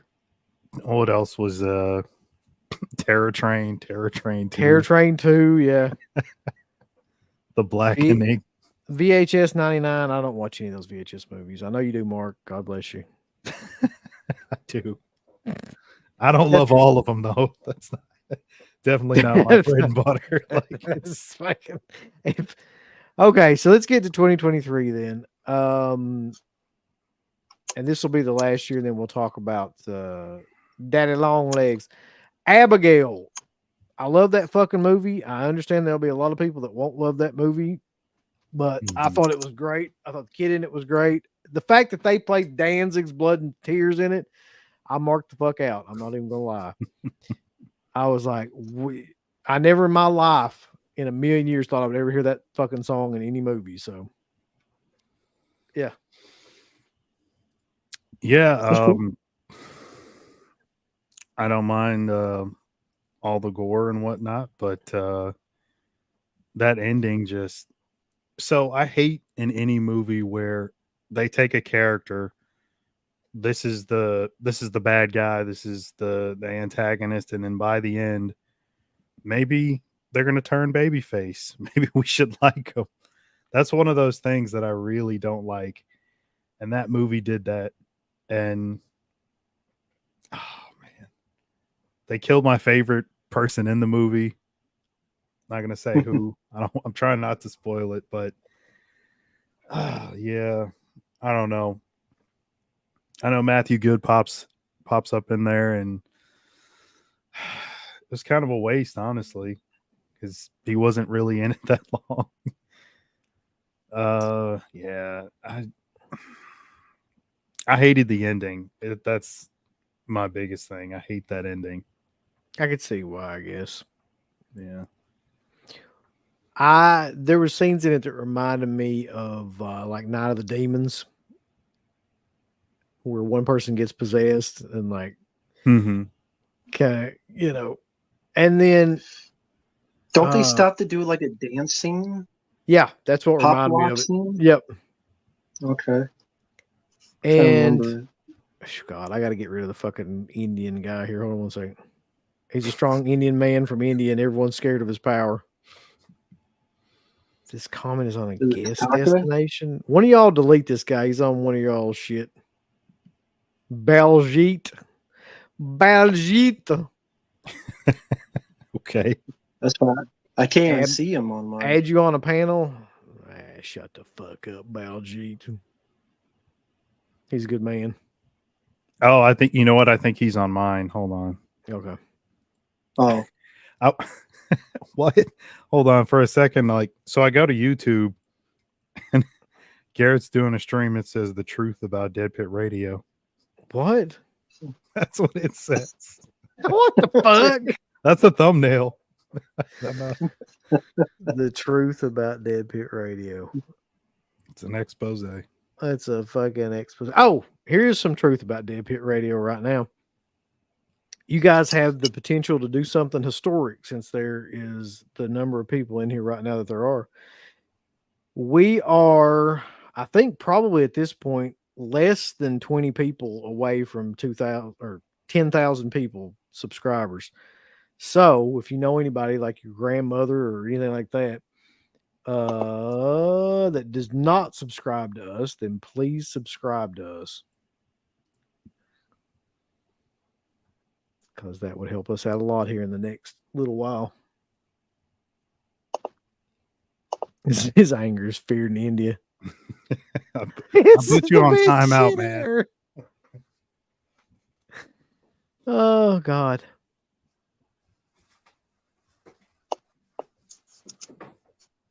A lot of trolls in here tonight. A lot of trolls. I came in and said, "Wow, that's a lot of trolls."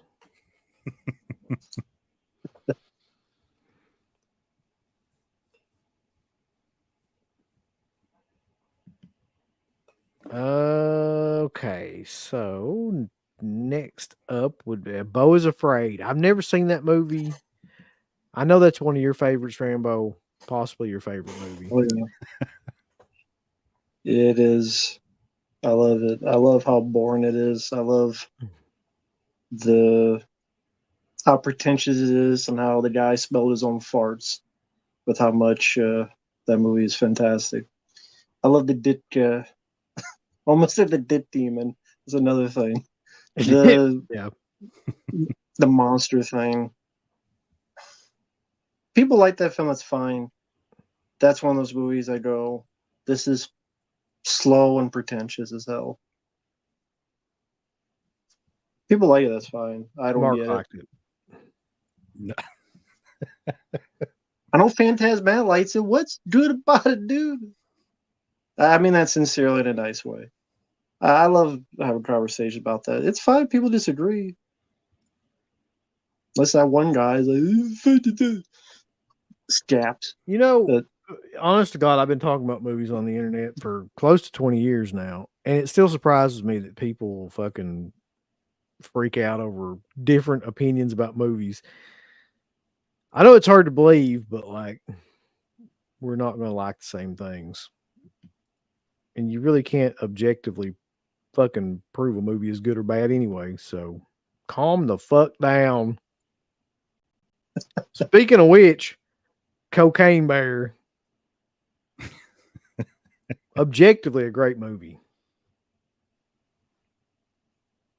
Yeah, I'm fine with it. I mean,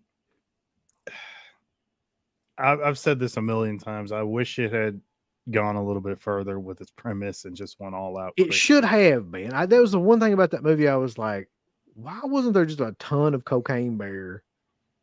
Mhm. Like that should have been just the whole thing. There should be no subplots with Robert Patrick and shit in it, or like, you know what I mean? Ray Like, Liotta, man. Ray Liotta, sorry. Yeah. Like it should have just all been about like Cocaine Bear just going crazy on people. Kind of like Feast. That's what I imagine that movie should have been like. You remember Feast? Mhm. Like, Yeah, enjoyed Feast. yeah, but with a bear rather than Yeah. a little alien guys. Yeah, I agree. Just too many unneeded subplots that just didn't really go much of anywhere, and they took away from really what people were going to see the film in the first place. And that was a mistake. But at the same time, look who directed it. Same lady did that Charlie's Angels reboot. Wrong director for it. Elizabeth Banks, or what was Elizabeth it? Yeah, Banks. that's right. Yeah. Yeah, not the right director for it, in my opinion, to do that kind of movie. Oh man. Evil Dead Rise. It's another movie where people fucking come all over themselves about it, and I'm just like, We did a commentary on that. yeah. God bless you though. If you like that movie, I mean, more power to you, but Of course. what a shitty fucking movie that. I mean, just the ending of it with the whole like The coming thing. together thing pieces like that, I didn't understand it. I was not a fan. I don't think they Well, could do anything else Evil Dead that I'll actually ever be into. No, So I I hope don't that's either. another franchise they just stop making. They're doing more. Yeah, they'll never. I unfortunately. mean, it's just going to keep making money. So I didn't Mhm. know this movie came out in 2023. We've never talked about this movie yet either. Late Night with the Devil.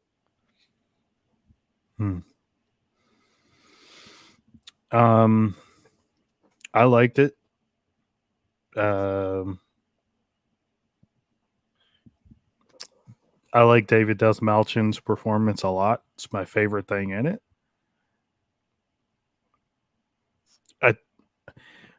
There's a scene where someone levitates in a chair, and I was like, "Ooh, I don't know if I'm liking this movie as much as I did when it started." Because I mean, that's the most obvious fucking thing that you could do in a movie where it's got to do with Yeah. possession or whatever. Let's levitate somebody in something. So it was very original and fun up until that point. And then the last act I'm iffy on, but I still like the movie.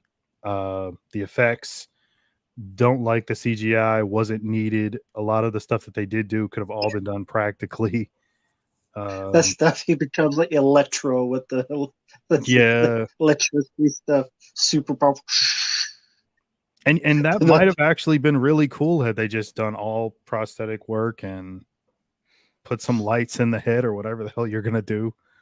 I would have been fine with that, but just the way it comes off, the floating and the so many I parts thought- of it were just bothered me. At least I in thought the it was third just- act. Yeah, I thought it was just okay. But what I didn't like, it starts off as it's not documentary. Well, Michael Ironside narrating like a documentary, which was cool to hear Michael Ironside's voice. Mhm. And then you think, okay, it's going to be the actual footage. That's where, but then it's like it is, but then it isn't, because then it's like it's breaking the wall and we're seeing what they're talking about behind the scenes. So it's not the footage, because the cameras would be right by them and they'd be like, what are you doing here? That's not it. So it's like they set that up and then they immediately break it again and again and again. And I'm like, then why didn't you just make a regular movie if it's not this thing you're built up as and you advertise it as? So the fact kept going back and forth where it's like it's the footage that they found, but then it's not, and going back and forth.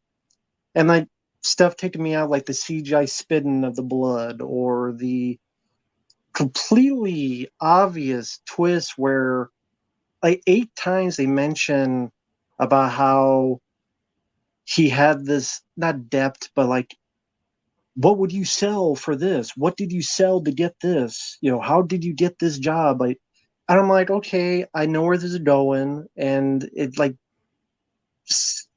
it already spoiled itself in the first 15 minutes, and it's not awful, but it's okay. But people are hyping it up as like the best horror film in years. We agree to disagree. I like the lead guy's performance. I've seen much worse. Would I ever see it again? No. It's okay, but I don't think it was better than that, at least to me. That's my opinion. The one thing I did like about that movie though, and I think everybody universally would agree that old boy's performance, what was the guy's name? David Desmalchian. Desmalchian, yeah, was great. Yeah. Is I like the way that the film like closes in towards the end, where like it starts off like it feels very like kind of open, not a whole lot is going on. Okay. There's no suspense or anything like that. And as it goes on, like you feel like everything closing in, like even the audience and stuff's getting more and more nervous, and like not I'm talking about the audience in the film is getting more and more nervous, and like it just to the very end where he's like completely cornered by all these decisions and stuff and like what's going to happen. And yeah, I just like the way that was done. It really like takes you on this weird kind of like journey with him, and you watch in real time like what happens. I did not like the stupid ass like Exorcist rip off shit that they did in it. I just was like, that's completely unnecessary. Like, just do anything else. You know what I mean? Like, they basically had like a complete Exorcist clone Oh, that okay. just come on there, and I just hated that. Like, it just took me completely out of it. And like you were saying, the CG was ridiculous too. I did like the fact that they had a Uri Geller kind of guy, because that's clearly who that guy was supposed to be. Who was like, whole thing was to debunk, all these different these different things. I mean, I love that guy, the real guy, and not Uri Geller, but the guy that debunked Uri Geller and all those fucking guys. What was his name? The Amazing Randy, I think. Yeah. So they had him be as like one of the main characters, and like a Uri Geller kind of guy, and like other guys that he would debunk and all that stuff. So that was cool to have like that kind of spin on it. But it just towards the end, I don't know. It didn't pay off the way that I wanted it to. Yeah. Knock at the Cabin, I didn't give that much of a fuck about either way. Right. Pet Cemetery Bloodlines, the best movie that came out that year by far. Didn't see it. Don't.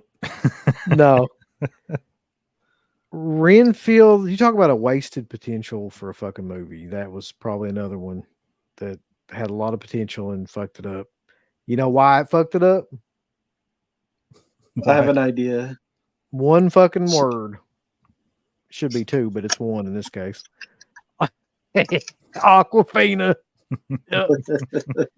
Comedic relief and just too much stupid fucking bullshit comedy. Just killed it. Wasted a really good Nicolas Cage performance. Just yeah. I do enjoy the film, but she was absolutely awful. I agree with that. So, yeah, I do enjoy it, but I wish she was not in the film. I could absolutely see why their enjoyment would be ruined by her because she's not funny. She was irritating, and she didn't need to be in it. Just the guy and Nick Cage. That's all you needed. That's all you needed. I Mhm. like the action. I like Nick Cage. I didn't mind the lead guy's performance. I like some of the gore, violence, action stuff. But anytime she opened her mouth, was very. I don't see how she got popular. I've seen her in other stuff. I just don't find her funny. I don't find her that likable. She just seems very irritating of a person, at least movie wise. She just seems irritating in general, yeah. Yeah. There's a whole bunch of bullshit that also came out this year too. Saw 10, fucking no. Scream 6, no. Jesus Christ. Exorcist Believer. Exorcist Believer. But in the middle of all that, you have Thanksgiving, which did something that I didn't think was possible. Hmm. Made Eli Roth look competent for a brief second. Yeah. No. Enjoyed it for what it was. I liked it. Thanksgiving. Yeah, same here.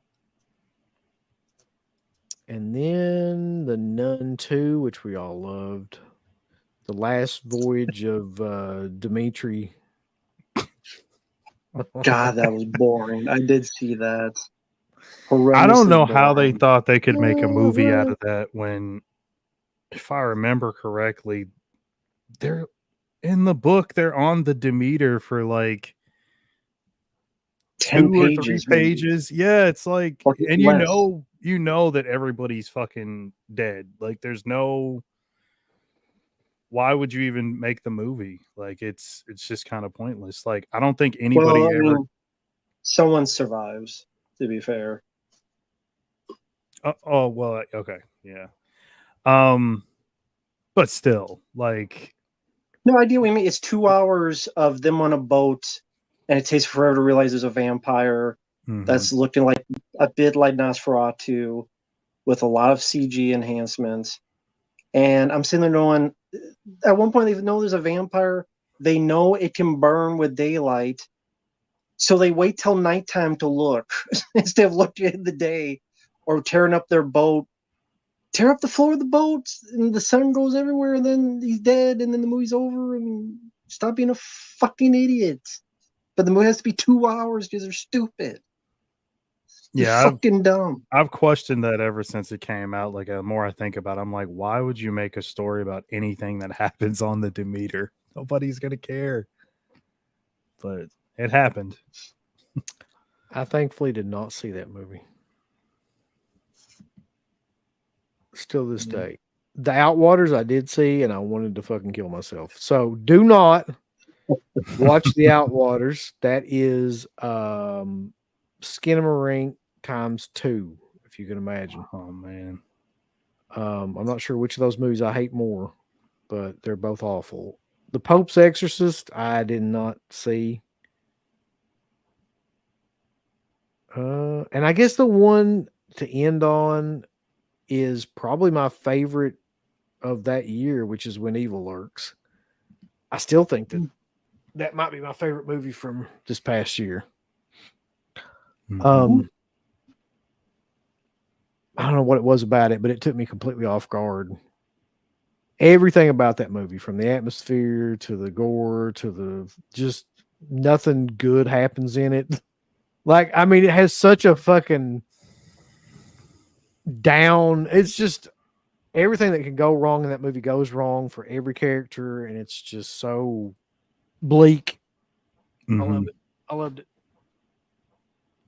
Yeah, I haven't it's seen yeah, it's a very interesting possession. I'm trying not to spoil that. Yeah. but it's really good. I didn't expect that everything that happened to happen, and it did catch me by surprise for like a few moments here and there. And I mean, I think that guy's one of the more competent directors. I think we talked about him last night a little bit. He did Terrified. Yeah, which I watched recently. I bought the Blu-ray and everything because I actually enjoyed When Evil Lurks, and that's another movie that's like horrifying. The title is great because it is. I mean, it's scary as shit. I mean, It seems like the premise for that should have been done already, yeah. but nobody's ever thought to do that. But that was cool too. Yeah, I like A that. couple people are asking here, have I ever been to Jackson, Kentucky? Yes, I've been to Jackson, Kentucky. It's much like around here. And then Just Marino asked if I have any plans to do a spinoff of Torriedi like another country. Probably not. Like if I was going to do that, it would be like Japan or China or something like that, or Asia, something, the tour of Asia, because I'm really into those kind of films right now. But so maybe something like that. But there's no other countries that really produce as many films that I liked as Italy. I don't think. You're gonna Definitely do not Spain or fucking. I hate Spanish movies, man. I just fucking hate them. Passion. That's in the whole other thing. Even though When Evil Lurks might be a Spanish movie, now that I think about it. I think that guy is Okay. from. I think he's from like Argentina or something. Yeah. Something like that. Yeah, Tour of Bolivia. That'd be killer. Yeah. Tour of Africa, Yeah. They made all kinds of great African horror films. Shaft in Africa. The Nigerian fucking ones are the best. So that's it for the reviews of the years. There's more films, but most of them suck. Just keep that in mind. That being said, let us talk about Longlegs. No spoilers, because you could spoil this movie at least in one way. Mhm. Let's just talk about the film. First question I have for you, Mark, after seeing the film is, do you think that it's hyped too much? To a degree, yes.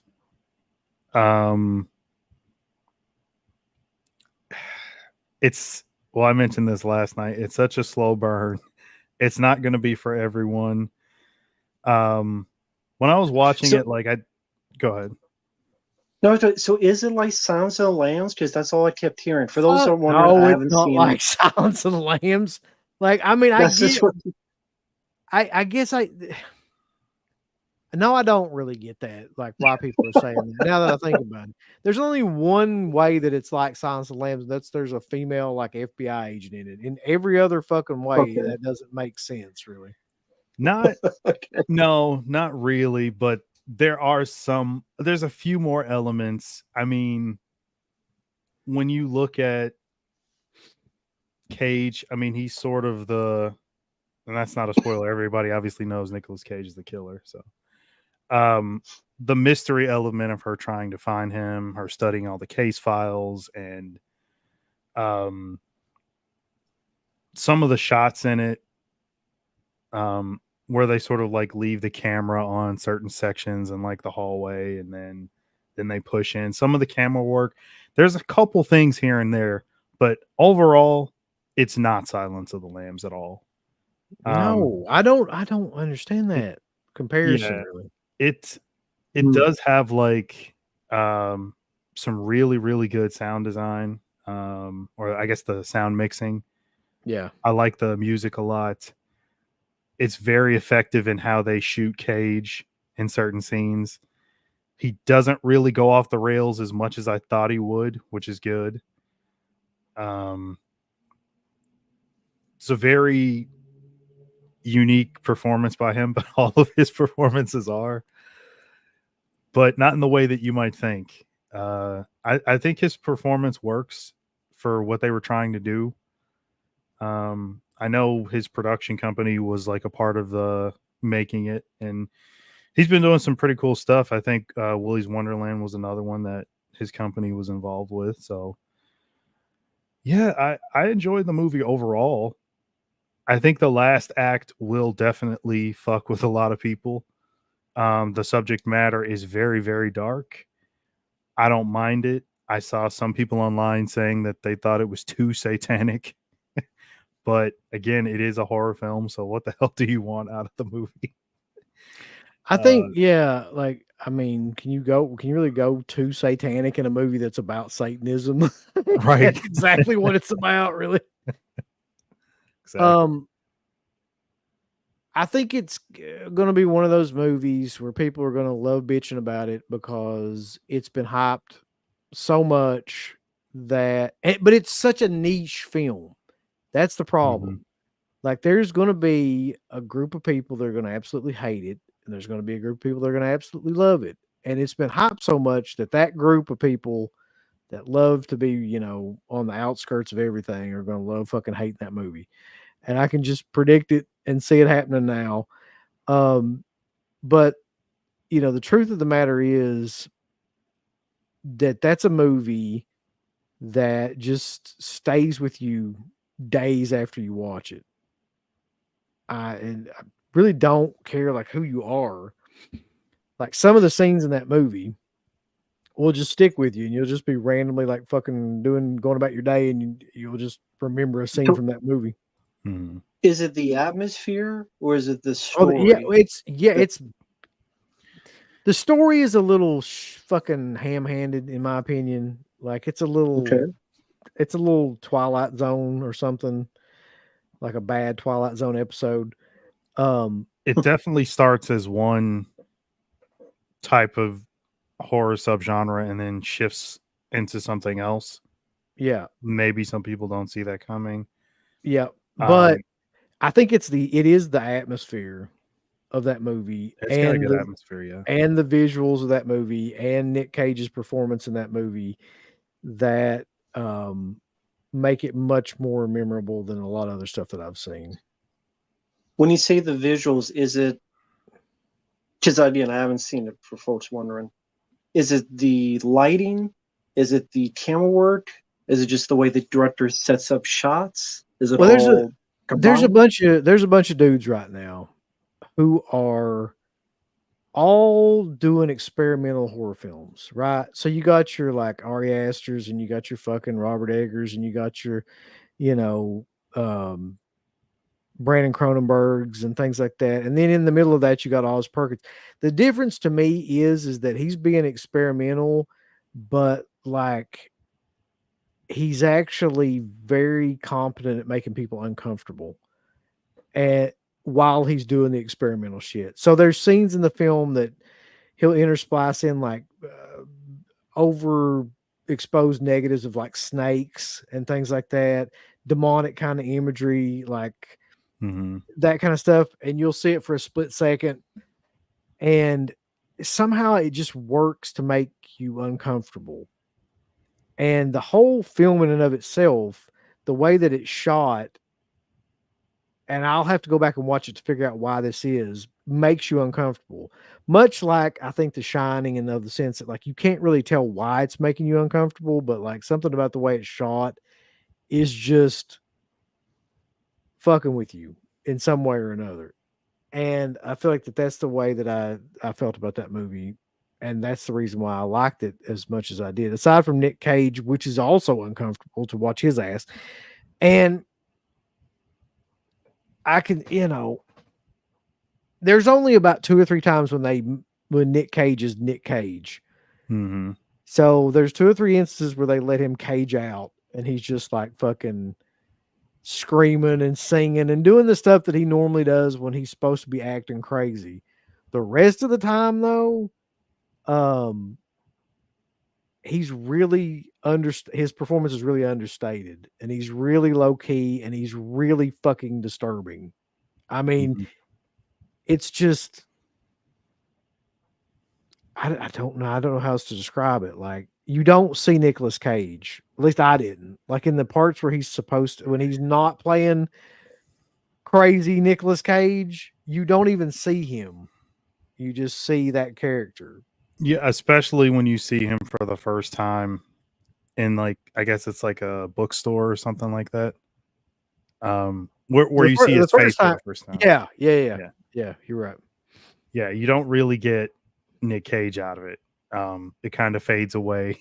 The idea you forget, and it's like, okay, I can go with this. And it's there's another scene where I really really enjoyed um, with um, with him where he's holding a conversation with himself essentially. You remember what part I'm talking about? Yeah, I think I do. Yeah. It's in the basement. Yep. And it's only like the second time you see him. I was like, wow, this is great. Like, and I wanted it to stay more in that lane and not have him cage out, but he does cage out a couple times. But yeah, it's still effective, I think. It's I think the fact though that he doesn't do it through the whole fucking thing. mhm, You know what I mean? Like he could have easily Yeah. played that way, just nonstop the whole way. true. But he doesn't, and the fact that he does it a couple of times is almost jarring too, though. Mhm, So, because you keep waiting for him to be Nicolas Cage, but he doesn't, right. and then all of a sudden he'll just throw one out for like 5 seconds, but then he goes back into that shell of that character, and it's just the whole experience, the whole movie experience to me is just very kind of. I hate to use this word, but I can't think of a better word. Like discombobulating, like you just feel like you've been through something after you see that movie. Well, Phantasmat brings up a point about the doll thing.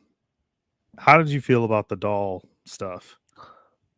I like the idea of somebody. Well, in order for me to talk about it, I have to fucking like spoil the film. So I Okay. really can't even talk about it. But there are parts of it I liked and parts of it I didn't like. I'll put it that way. Okay. I think if I have any negatives to say about it, and maybe this is more so for me, maybe other people won't catch on to it, but I wanted to go along with the ride of the whole mystery thing. But in the first 20 minutes or so, when Blair Underwood starts to describe the crimes and how they take place and stuff, I'm like, well, there's only one way this could be happening. And when we got to the end, I didn't figure out 100%, but I was halfway there, and I was like, oh, I wanted just a little bit more out of it. But Yeah. again, that's a more subjective take on things. Like I just Well, wanted a little you more. kind of within the first 20 minutes of the movie, you kind of know where the ending is going to take place. Because there's just no other reason for one specific thing to happen than for it to be like brought up again in the movie. Well, I'll say, God, it's so hard to talk about without Yeah. spoiling. So, Well, do people in the chat care about spoilers? Maybe you could ask that. Like, do people in the chat, would you be mad if Mark and you be spoiled Long Legs? Like, for those who haven't seen it, or because if no one cares, I We guess need you like could. a Well- fucking thing on here I can hit that says spoiler. Just pops up like Yeah. a red spoiler thing that flashes for like 10 seconds. Yeah. yeah. Well, somebody Okay, they just say said don't don't spoil it. spoil. Okay. Yeah, a lot of people are saying don't spoil it. So yeah. All right. Worth a shot to ask. There, now I know. Yeah. So I'll say, how do I put this? I can't really say it. Never mind. Because like if I say it, then it'll give something away that gives something else away. So it's better just don't talk about it. I don't know why though, but like I was really on the fence with Nick Cage in this movie until the very end, until the last scene. And then when he did that, the scene that ends the movie, I was just Mhm. like, yeah, he's just in on it too much. It's just too fun. Like it's just it kind of won me over. Now, are you Like- talking about the last time his The last character time- pops up? Last time his character pops up, yeah. Okay. Okay. Okay. And then, but that's one of those things too. Like I said, while I was in the theater watching it, I was like, I have no idea what I think about this movie. It's dull in places, but it's like you're still trying to figure out what's going on. So it's not that dull. Like you're still kind of caught up in the story, but just like there's long stretches where not a lot happens. I can see people like going on about that. Um, but when it gets around to Cage's parts, I have to be honest, I was fascinated by him and like what he was doing with that because I've never seen anybody do Mm-hmm. that kind of performance before. So whether you hate it or fucking love it, like I've never seen that before. I'll say that for certain. Like I've never seen that kind of character. I've never seen that kind of performance. And only Yeah. he could have probably done that.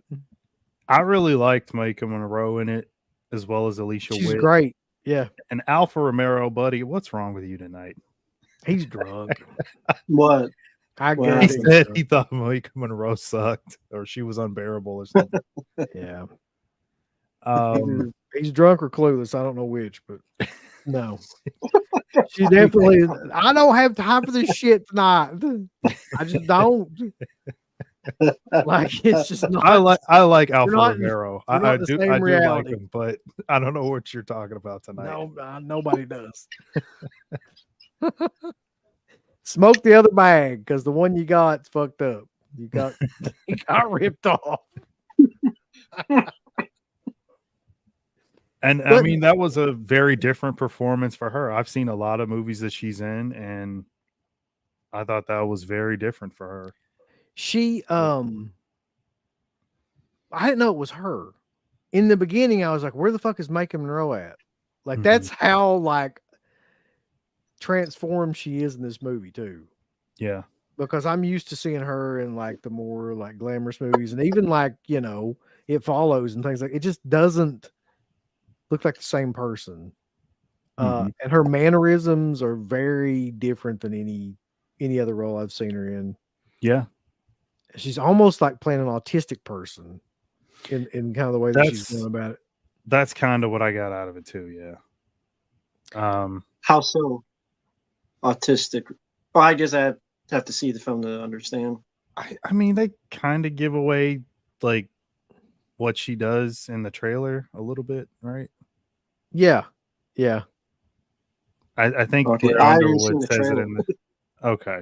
I'll have to look up the trailer. It's just she's very emotionless, very socially awkward, and very like short in her answers and kind of responses to things. And she doesn't talk a lot in the Mhm. movie. And Okay. yeah, but she plays that very, Gotcha. very well. And there's a reason also why she's like that, which would spoil the ending. So Mhm. you know what I'm talking about. She's an alien. Oh yeah. Yeah. Yeah, She's an okay. alien. Yeah. There's a twist. I spoiled the twist. She's an alien. Yeah.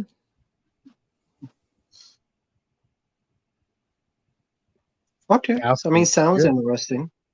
Alfred Murray don't care, boys. He just don't give a fuck. He don't But believe the that she Nick would be Cage- employed by the FBI, but he would believe that Jodie Foster would be with that awful fucking accent. I mean, given the way like the Secret Service and the FBI has been dealing with all the Trump shit, I mean, I'd hire a I'd buy it. fucking monkey to work in the bureau. So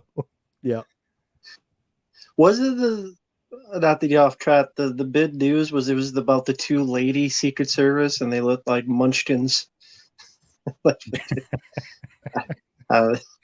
So I You- guess I can't really disagree. that video where the Secret Service agent couldn't holster her gun it's all over the place. Have you seen that? No. So like right after the shooting takes place, one of those agents, she has her She's gun. like Don Knotts. Yes, exactly. It's like Don Knotts can't put it in. Yeah, That's your job. That's part of your job. It's like you should know how to use this. Like yeah. Just The gun. anybody Yeah, I mean, that's interested, that's a look big that part up. of your It's so job. funny. It's so funny. anyway. I mean, the way you Yeah. guys describe Nick Cage, it definitely makes it intriguing. Because I know nothing about I know Nick Cage is, but I haven't looked up anything about it. But again, the way you guys describe it, that's that unique. Definitely sounds intriguing.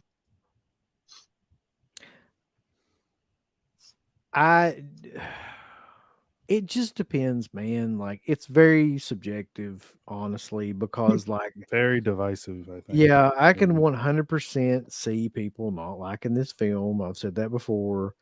But for me, at whatever stage I am in right now, how many ever horror films that I've seen, I was more than pleased with it. Didn't necessarily like think the ending was the greatest thing, but like I said, no horror films have good endings anymore. They just don't. They just fuck them up like constantly. Like they don't know how to end. People do not know how to end a film in general, not just horror films, just films in general anymore. So I don't really look Why for do you the think endings that's the case? because I think people write movies nowadays just for like scenes they can put in trailers and shit like that, and they don't really think through the entire story about where something should go from like point A to point B. There's very few writers that I think even do that anymore. So if I may ask both of you, what was the last horror film you saw, a newer one that you thought had a good ending? You don't have to spoil it if you want, but you thought this ending was satisfying, and however way you view it. You know what's funny is Maxine, the ending was kind of abrupt, but I didn't hate it. But I see a lot of people talking about the ending of that where they don't really like the ending. Yeah, Late Night with the Devil was kind of the same way. Yeah.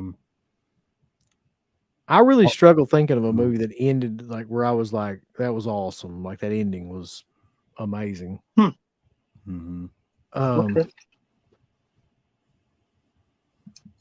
I'll have to go back and look through some of these fucking movies just to find one where I was like, Yeah, I can't even think it of was one. great. I can't think of one either. That's sad. Pretty much I can think of 10 where the ending like made the film worse. Like I can think of a bunch of movies like that. But I don't know.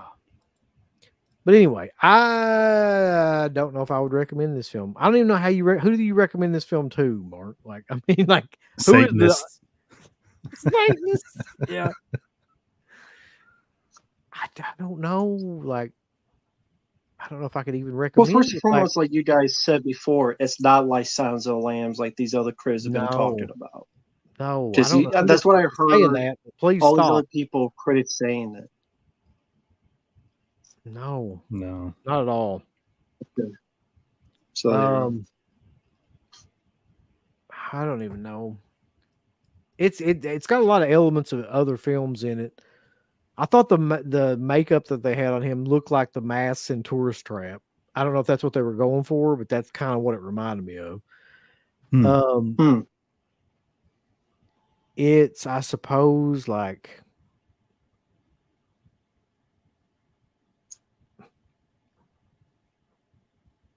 I don't even know what I would compare it to, really. I don't know if there's anything to compare it to. without since we're not in spoilers, do they explain why it's called Long Legs? Oh yeah, within the first 10 minutes. Yeah. Okay then. All right. Cool.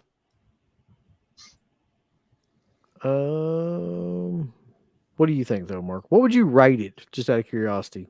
Scale of 1 to 10. I give it a solid 7. Yeah, I'll go with the 7 too, just until I see it again, because it's either going to go one or two ways. When I see it again, I'm like, here. It's either going to be that I'm like, you know, it's going to go significantly down or significantly up. I don't know. Like it's one of the two. But it is a movie where days afterwards, I would just be like talking to Savannah, and I'd be like, "You believe that fucking shit?" That it's like certain things like. She didn't like it though. I'll go ahead and tell you, she didn't like it at all. Did she say what? I'm trying to think. What did she say? I think she thought it was too slow and just too weird.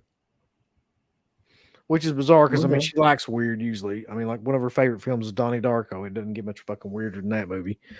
But like I don't know, something about it was just she didn't care for it.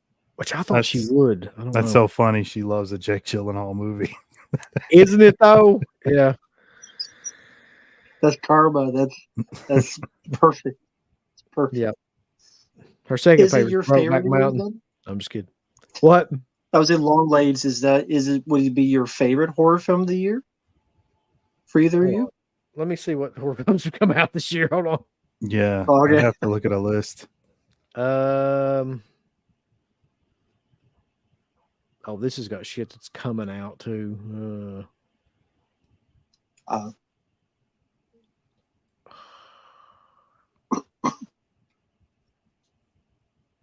Good Lord. Okay, so you got Maxine, you got Lisa Frankenstein, you got In a Violent Nature, you've got Ghostbusters Frozen Empire, that's everybody's favorite. Festival of the Living Dead, also everybody's favorite. First Omen. Abigail is in 2023 and 2024. I don't know how that's possible, but it's in one of those years. So out of the ones that I mentioned, and then see, that's the thing. I haven't seen Night Swim. I mean, I've seen Night Swim, unfortunately. I haven't seen Maxine, so I don't know. Like, Well, of you what you've seen so far? yeah, Abigail. it's definitely the most memorable. Like Okay. of the shit that I've seen so far, like it's definitely the one that stands out in my mind. Where I was like, several days later, was like still thinking about it. Mm-hmm. It doesn't not just a movie you just breeze past watching and like it just kind of disappears into your mind. You're kind of it didn't for me anyway. So, So I like don't for you, would you put it above Abigail? And like for Mark, would you put it above like Late Night with the Devil and a few of these others Yeah, I that would. came out this year? Yeah, I would. I think Do you like out it of more than every Maxine? Long Legs. Yeah. Do you like it more than Maxine since you saw that Uh-oh. recently? Here comes the real test.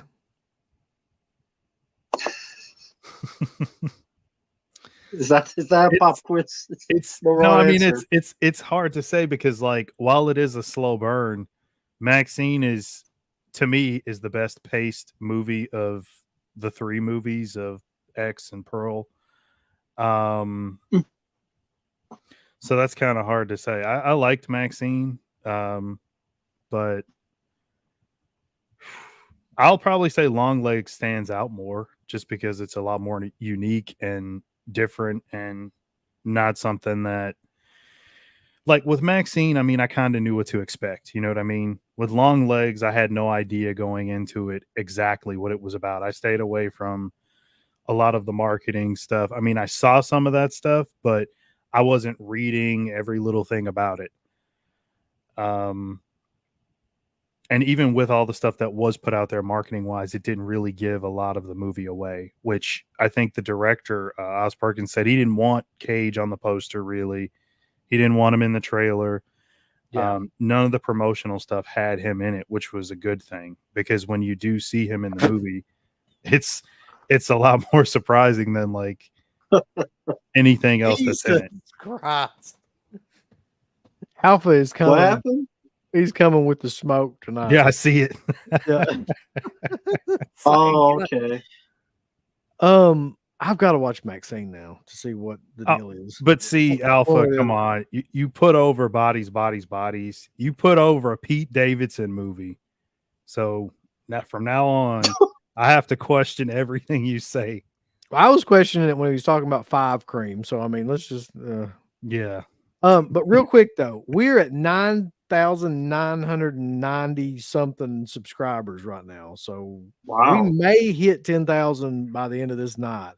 Also, Nice. I don't know what the fuck Garrett's doing over there, but Giant They said he was promoting. Yeah. Some people said that he was promoting your stuff to get the Giant 10,000. thanks to Garrett over at Born to Be Rad for doing that. Appreciate that for the people that are over there watching his channel. That's good. Always watch his channel. Subscribe. If you hate me, subscribe to Dead Pit. Come on. Come on, we got 10 more. Got 10 more. Come on. Yeah, thank you, Katrina. I appreciate that. I appreciate Garrett for doing that. Always awesome. I don't know if he's still streaming or not, but God bless him. If we get to 10,000 tonight, then I'm sure we'll do some sort of special show in the next couple of days. Like I said, I don't know who to recommend Long Legs to. I recommend it to people that are crazy ass, people like me that like bizarre kind of. It's kind of like an A24 film. So I mean, if you like that kind of Mhm. shit, then that's who I would probably recommend it to. Oh shit! Sorry about that, Rambo. It's not gonna watch it. It Yeah, is though. I mean, it is very much like that. It's in that same Hey, universe. it could be surprising. It could surprise me. I like the violent nature. I know that's a divisive one, so people didn't That's another expect me to one I like need to see. that. Mhm. You said Well, you didn't see you that, may right? hate Uncle that Bill? one. I need to see that movie badly too. Okay. I mean, there's several that I'm behind on. None more so than Yeah, Maxine. that's though. I can't believe I haven't seen that movie yet. But it just didn't get. It didn't get a lot of hype, man. If I'm being honest, like the people that went and no, saw that's it, true. that I knew were very kind of lukewarm on it. It wasn't like, Pearl or any of those movies like where people were shitting their pants or like it didn't get a lot of hype. True. But fuck, we're almost going on 3 hours here. I was hoping we would hit 10,000 while I was on here. I was hoping that would happen. Well, it's what's it at right now? It's at Let's see. 9.999. So it's right there. I know. 9.95. If anybody that doesn't know who Garrett is, that's hard to believe. But Garrett is the dude behind Born to Be Rad, the YouTube channel that deals with everything rad, Mhm. including films and physical media. And Very nice guy. Corey Haim, Very good guy. prominently, Corey Haim is featured as well as Corey Feldman. So go over to Born to Be Rad and check his ass out. So I wish I could see exactly how many people. I'm sure there's a way to do that I don't have access to on here. When you go to the YouTube channel, I think you click YouTube Studio, and then it'll have like the exact number right there. YouTube channel, fucking YouTube Studio.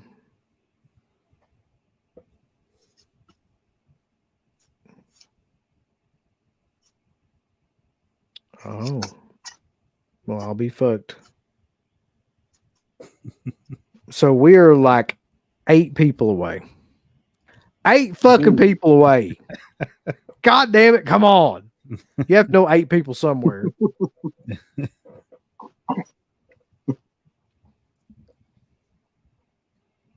But anyway. I didn't have anything else to talk about. That was my finale. I didn't realize we were going to get this close to 10,000 either. All right, bring up something quick. We still got 15 minutes. We could do this in 15 minutes. Yeah. Come on. Well, I mean, I'll show this. I got this in the mail because I was showing it to these two. It's like, save it for the show. I'm like, okay. But I rarely get packages. I rarely get items. But from Umbrella Entertainment, I recently got this thing, which is the Umbrella Beto pack of Super Mario Brothers. That thing's Which already I going do for a like- damn fortune, by the way. I want you to know that. Don't It they still is? have it on the site? Well, at least that version that you have, Rainbow. Yeah, it was sold out, then they redid it. So what this comes with is, of course, you see the box there, which is cool artwork. So you got that. It is the 4K, which has 3 discs. So you got the 4K and I believe 2 Blu-rays. So this has a shitload of features, which is crazy, but who'd have thunk it? But lo and behold. And not only that, but you have books, among other stuff, which is even crazier. You have the multiple strips, I guess, for the various versions of the draft they had that kept rewriting over and over again. Wow. And then you have this big ass book here, which has tons of behind the scenes making of artwork. It pretty much is a book detailing all of the production behind the scenes interviews on the making of the film. So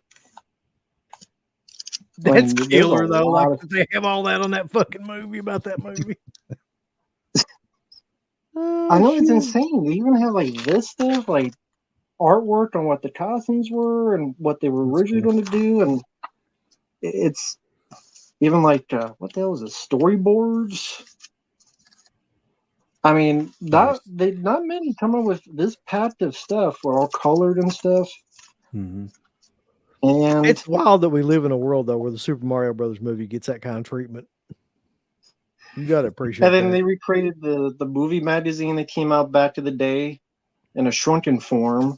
That's really So this is cool. a magazine you would pick up back in the day. So I think I had this at one time when I was a kid, because by the time this came out, I was probably 10 years old. So I was like the right age for this type of stuff. With Luigi Mario. Mario and Luigi Oh, Mario. God damn John Leguizamo. And then you have, what was this thing? A bunch of lobby cards and stuff. So, and like the special features, what the hell? Like, disc 1, new audio commentary, another new audio commentary, another new audio. There's 4 new audio commentaries. Jesus, they got everybody they could to talk about it. And they brought over like an hour-long making of. That's a newer one. They have the cleaned up word print that they restored to look HD. They went all out, man. Features- That's cool. Yeah, I mean, like you said, the fact that this film got this treatment, I kind of am impressed by it. So while I rarely splurge on stuff like this because I'm very stingy with money, I'm like, you know what? I actually like the film because I like how weird and creative it is, because you can make a Mario Brothers movie, but let's make the weirdest Mario Brothers movie. And I kind of approve of that, because I see so many movies that are boring as shit or just so run of the mill that I kind of appreciate stuff like this. So yeah, it's pretty damn packed, and it doesn't take up too much room either. It's not gargantuan, and there's still a lot of stuff in there, and it's a sturdy I mean- box, and It looks amazing the way that they set that up. yeah. And like I said, it doesn't take too much room, and it's well packaged. It's sturdy. Like I could kill someone with this, which would be a hell of a headline. Dead by Mario Brothers. Yeah. So that was from Umbrella Entertainment, which I've liked some of their stuff, and didn't take too long compared to others. So it took like a month, but I know you guys have ordered from, was it Severin and Vinegar Dude, Syndrome? yeah, and it'd a be month like is 2-3 months. nothing. A month is Yeah. nothing. And like Severin took like 4 or 5 months. Vinegar Syndrome's going to take until Christmas probably to get that shit out that was we just bought on those sales. So yeah, And then they probably haven't sent out that stuff you guys got from the sale, right? not to me, no. Mm-mm. Although, okay, real quick, I think Alpha asked about this too because we were planning on doing a Romero show soon. I did get a shipping notification, Alpha, about the Bruiser 4K from Orbit, so it'll be here within it'll probably be here Monday or Tuesday, because they're really, really quick once they say they ship something. So Hey, Vanderhoff, how about you suck my gold-plated dick? what How about the fuck that? What did he say? What happened? You rarely get patches because they don't send stuff to prison. Yeah, I went there because I fucked What your the mom fuck? in the ass without lube. Okay, Oh God. so suck my gold-plated dick and the 5 cream filling. How about them apples? Sit on a dick and ride it like a pogo stick up and down the mountain. All right, and when you fall off, hit every bit of the dick tree. How about that? Okay, until it's creaming out of your mouth, just like your mama told me 20 years ago when I had you. Okay, there's 3 things. You either have Oh it the man. crack, the back, or keep it in the sack. I should have kept it in the sack 20 years ago. That was my mistake. I'm gonna get Doctor Who. I'm gonna go back to time. I'm gonna fix it. So next time you don't disappear in the stratosphere. How about them apples? Okay. So to repeat, if the dicks are your ears, I'll repeat one last time. Oh, Suck a gosh. gold-plated dick. How about them apples? Do it live. Fuck it. So anyway, we're almost to 10,000. If you liked Rainbow's Rant, go ahead and subscribe. I feel like that'll put us over right there. Yeah. Well, it'll be worth something. Holy shit! I about fucking passed out. So what were we talking about? Super Mario Brothers. Yeah. I was, Yeah, but we I also was- like. What was some of the stuff you got Vinegar Syndrome like that you really look forward to the most that you're curious about? Oh Jesus! I mean, man. maybe all of it, but There's a couple actually. Like, I mean, that was the worst sale Vinegar Syndrome's ever had, in my opinion. But a couple of things did come out of that. Like, they had the Vinegar Syndrome pictures, the one that they actually created, and that's the first one of those. And I'm looking forward to watching that. I think it's called like what's it called, 8 Eyes or something like that. That one I'm just interested in because it came from their actual like studio. hmm what the fuck? Of the shit that I bought that was actually on sale though, I'm trying to remember what the hell it was now. Yeah, like I can't even remember what I Hold bought on. from VS or Severn. I'm always the last to get all my shit, so I mean, I can remember what I got from Severn because it was killer. The opera bundle. that's the only thing I remember was the Yeah. opera thing. And then I got a bunch of Bruno Mattei stuff. They had like almost every action film that he had on there was on sale for like $7.50. I was gonna get those. Yeah, they had some killer covers too, and I watched the trailer, and they all looked like they were really fun. I took those Yeah. out of my cart at the last minute. I was gonna spend way too much, so yeah. But Vinegar Syndrome, I'll have to check. Hold on. I can pretty easily bring So that up. while you're checking that one, Sam Crow, I looked on Second Sight. The Hitcher is not there anymore, Really? which is interesting. Because I clicked on it and it said a 404 page not found when the Hitcher limited edition 4K pre-order. Now, unless I'm looking the wrong way, like 404 page not found. That'd be great if So- they just like didn't ever release it. They were like, we couldn't. Everybody would be so pissed. Oh yeah, I got Ted Bundy, which is one that I actually really been looking forward to because that's got Tiffany Shepis in it from the early 2000s. That's actually a pretty decent serial killer movie. Okay. I got 3 that I haven't even seen: Killer's Delight, Wolfpack, and 5 Women for the Killer. One of those being an Italian film, I believe. I'm just now noticing that I spend way too much fucking money on physical media. I need to stop that.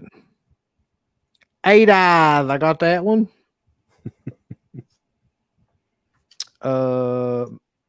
Mutant Hunt, which I heard was good. That is like a 90s practical effects style movie. And that's all I got on here, I think. Yeah, I probably got like 3 movies from VS and maybe 2 or 3 movies from Severin. That's really it. I didn't really get a lot of stuff this time. I got a bunch of other stuff from elsewhere, but yeah, the boutique labels. Oh, you know what? I got a bunch of stuff from the Arrow sale. Oh shit, They I had forgot. some- Yeah. They had some cool box sets on sale and a few random titles that I didn't have. So yeah, I got more from Arrow this year than I did from VS and Severin. It's kind of surprising. I rarely buy a lot of stuff from Arrow. So, thank you to people that are subscribing because there's still people subscribing on here as of like the last like 5 or 10 minutes. It don't look like we're going to get to it tonight, sadly, unless we stay on here at 2:00 in the fucking morning, which I ain't probably going to do. Where are you at now? Hold on. I was just refreshing to see if we would hit it. Mhm. I didn't actually check the actual thing here. One more hour. One more hour. I fucking pass out.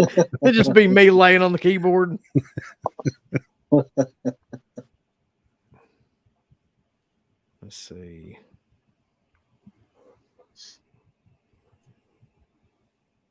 Well, fuck, now I can't even get in there.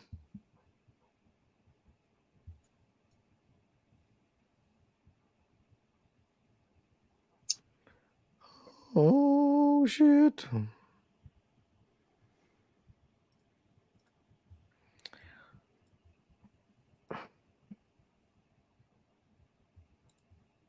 I can't see from like the Dead Pit side now. For some reason, it won't let me log in.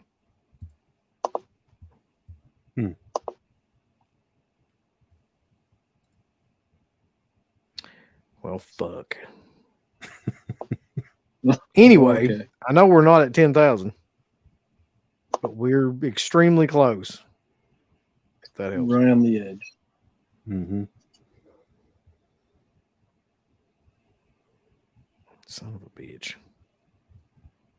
Are you grabbing any of those imprint titles? Either one of you? What was coming out? No. Mark? I forget now. So one of the main ones that I saw was the Blair Witch Collection. It's the first one, and the second one, not the remake. You know Or what's weird reboot, is whatever. I don't have the Blair Witch on anything. I don't think.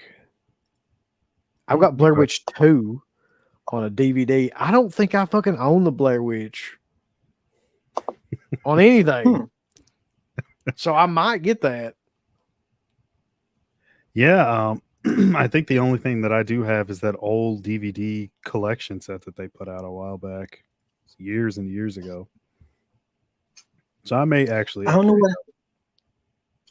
what happened because they said there was going to be something coming out this year, but apparently that's not the case anymore because I've heard nothing about it. Like it was going to be this big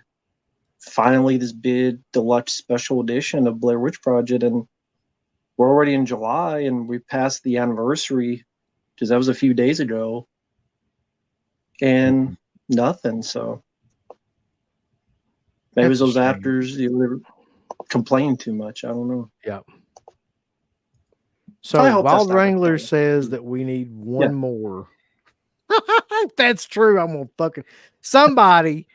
If that's true, just have your fucking mother, sister, brother, aunt, uncle. They don't even have to like the show. Just sub to it, so we can hit this tonight. Just anybody that you know, just sub immediately. Wake somebody up, kick somebody in the groin, do something for your country. When I showed this sub for He this, did. man, He look how good fucking- this box looks, man. Look how good that box is. Look at the box. Who's the boxer? You the boxer? Look at the box. I will show you guys this, even though I'm sure nobody gives a shit about these two titles in particular, but I fucking love them. These are the only things I've gotten in recently. Absurd, which I think is probably one of the most underrated slasher, like Italian slasher films probably ever made. George Eastman, Okay. directed by Joe D'Amato. It's a Halloween ripoff, kind of, but it's like 1,000 times more intense and like violent than Halloween. There's a couple of scenes in this in particular that are crazy. If you don't have this movie, this is like, you don't have to get this big box ass version that I got, but I just really love this movie. But you can get like the regular standard edition for this for fairly cheap if you Yeah. go to like Orbit, Mhm. other places like that. And of course, if you bought both these together, you got like $10 off. So Anthropophagus, Nice. which is, I've said this before, but like, That cover. yeah, there's a lot of movies that claim that they're like hardcore and claim that they, really, go all the way with this movie. Really does. does, Like, yeah. I can't believe that this was released when it was, and some of the stuff that they did in it. I can't imagine seeing this movie when it came out, because you would be like mortified, especially at that time period. So those are the two that I got recently. Nice. And who released those? This was 88 Films. Okay. Yeah, these, you can get these big box versions. It's tough to say. On their website, like this, they're limited to 1,000, or you can just buy the regular ones pretty much anywhere.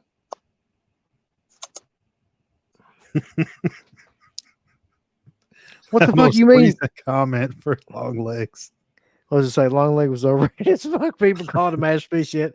It has 80 Stallone cop movie logic. Yeah. The fuck's wrong with Cobra? Oh, here you No, go. what the fuck? Not teach their own. Phantasm I Matt haven't brings seen up a Long good Legs. point, though. What the fuck is going on with Error 444? I never had any problem with I, them, man. I never got anything that I ordered from them. Like, I got that shit almost immediately. So I don't know like what the difference was, but yeah, I've had that forever now. I'm gonna have to check on them. So I haven't Maybe- gotten any information, not one notification, nothing. Well, fuck, I didn't know you were still up, Garrett. That's what I was saying. Like, I thought that you were like already gone. I don't even know how many more we need. We're on 9.99 thousand something. One person said we needed one more, but I don't know. Yeah, it's got to be. It like doesn't one say more. YouTube Studio.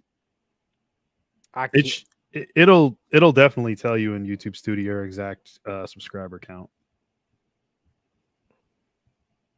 Yeah, like from the So I'm outside still- looking in, like it looks like to us it'll say 9.99, but Yeah. only him and CK could see the actual numbers. Well, I can't fucking see it because Right. I ain't logged into the actual fucking account. So if shithead was up, but he's definitely not up because he took like 2 melatonins and then tripped and fell into a fucking hamper. So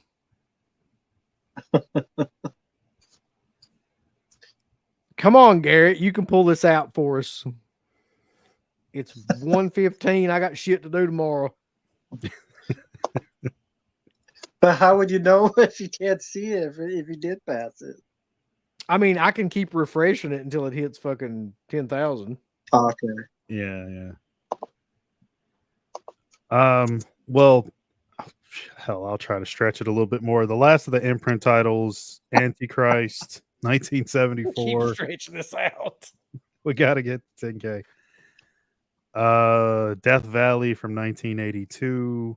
Superstition, which is a really cool movie, 1982. Yeah, that one I already have though. So, I mean, maybe if it was a 4K, I don't know if I'd double dip on that one. Suspiria 4K, which I don't think Imprint does a whole lot of 4K. So, how do you feel about that one anyway? The 2018 Suspiria. The 2018 Suspiria. That one was a mind fuck to me. Mm-hmm. there's really only two scenes I remember in that movie, and I mean, the one being, of course, the one that everybody remembers, which is the dance sequence. Mhm. But the other one is the really weird fucking sequence where the witches, like, I don't know what they do, but they possess that. See, a security guard or something. They make him pull his Peter out and all that stuff. I'm just like, what the fuck is this? It's a really uncomfortable movie to watch, though. Like, Yeah, from start to finish. that's another we one. did it. We did Oh, it. we did. Ladies Nice. and gentlemen, mostly gentlemen, we hit 10,000 subscribers tonight on Nice. this live stream. Huge thanks to Garrett over at Born to Be Rad.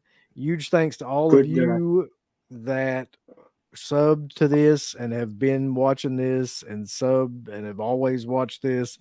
Huge thanks to everyone and your mamaw who you woke up to subscribe. I don't give a fuck if it goes below 10,000. We fucking hit 10,000 tonight.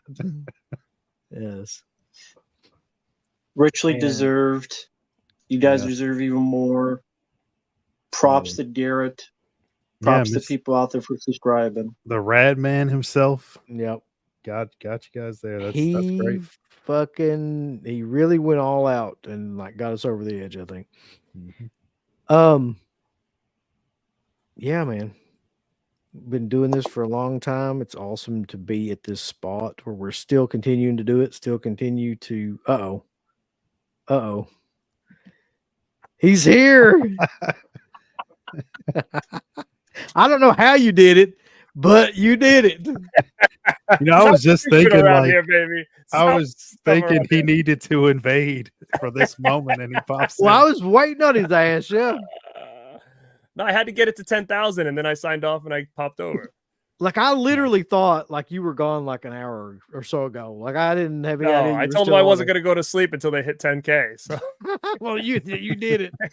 I call it a subathon. I've done it a couple times on the channel. I've done it for myself and a couple other people that were like on the brink of like getting to a certain point. So what I'll do is I'll just go live and say I'm staying up until they hit a number, and it's worked every time so far. So I figured, fuck it, why not? It's genius though. It was a Hell genius yeah, idea.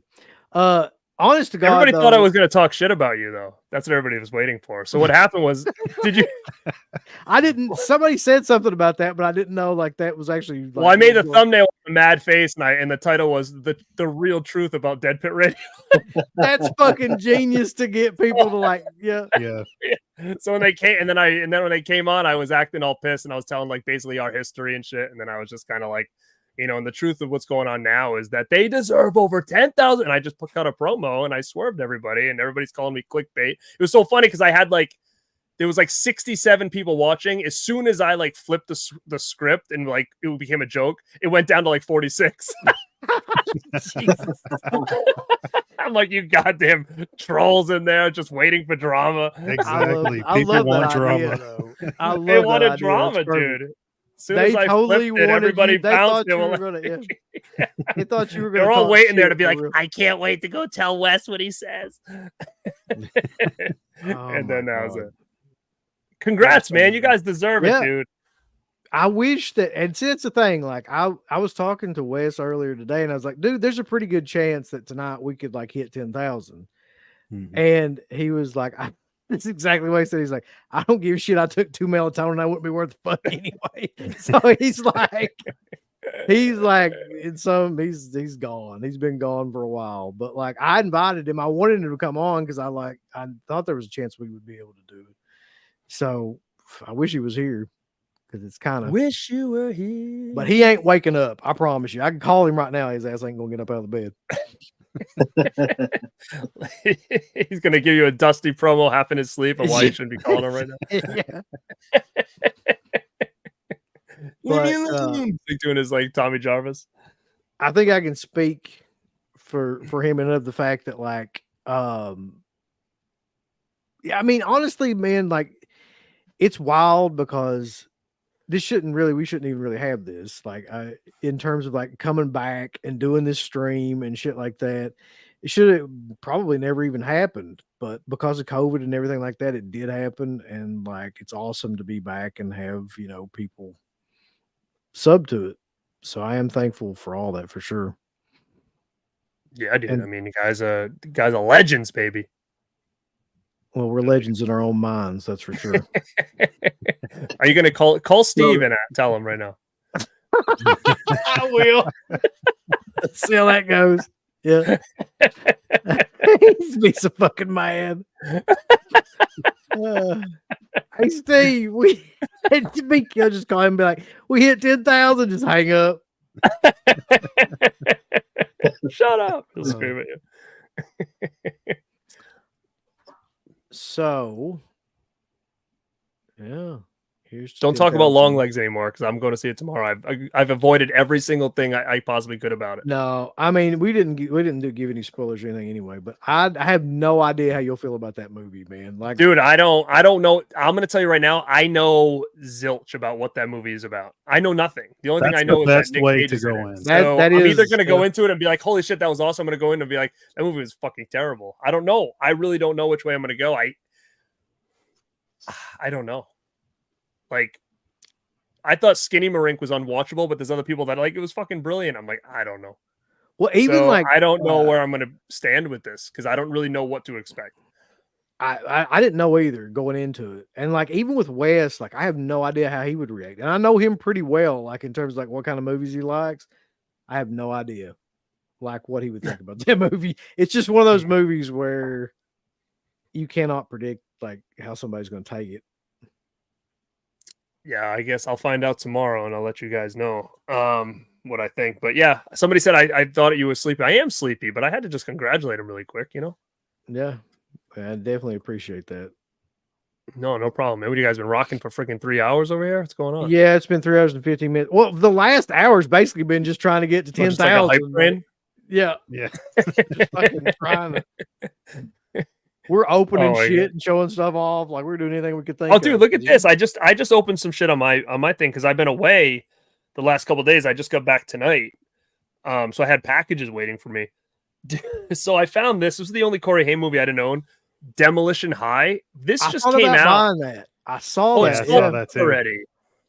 It's sold out. There was only 200, I guess. So yeah, super weird, right? I'm like, I got number 60 out of 200, out of 199, and it's already sold out. I'm shocked. Now, Garrett, is that just part one or is part two in there as well? This is only Demolition High. Demolition University has a DVD, but this is a DVD media book. It's not even a Blu-ray. Oh, wow. Okay. Wow. Yeah. I thought that was a Blu-ray when I saw I it. did I did too. too. Okay. I did too. So then when I went to the site and I like, because when I looked at it, I was like DVD. And I went to the site and looked and I saw, and it was just a DVD. So unless they deleted a Blu-ray version of this, I don't know. Has there really ever weird. been a Blu-ray version of that movie? There's never even Don't been a think of DVD version of this. Oh, okay. So like then I Mhm. have both of them kind of side by side here. But I thought it was a Blu-ray, honestly, but then I went back to check just now and it said sold out DVD, but I'm like, I don't know, maybe I got confused. Or maybe they bait and You switched don't- me. I have no idea.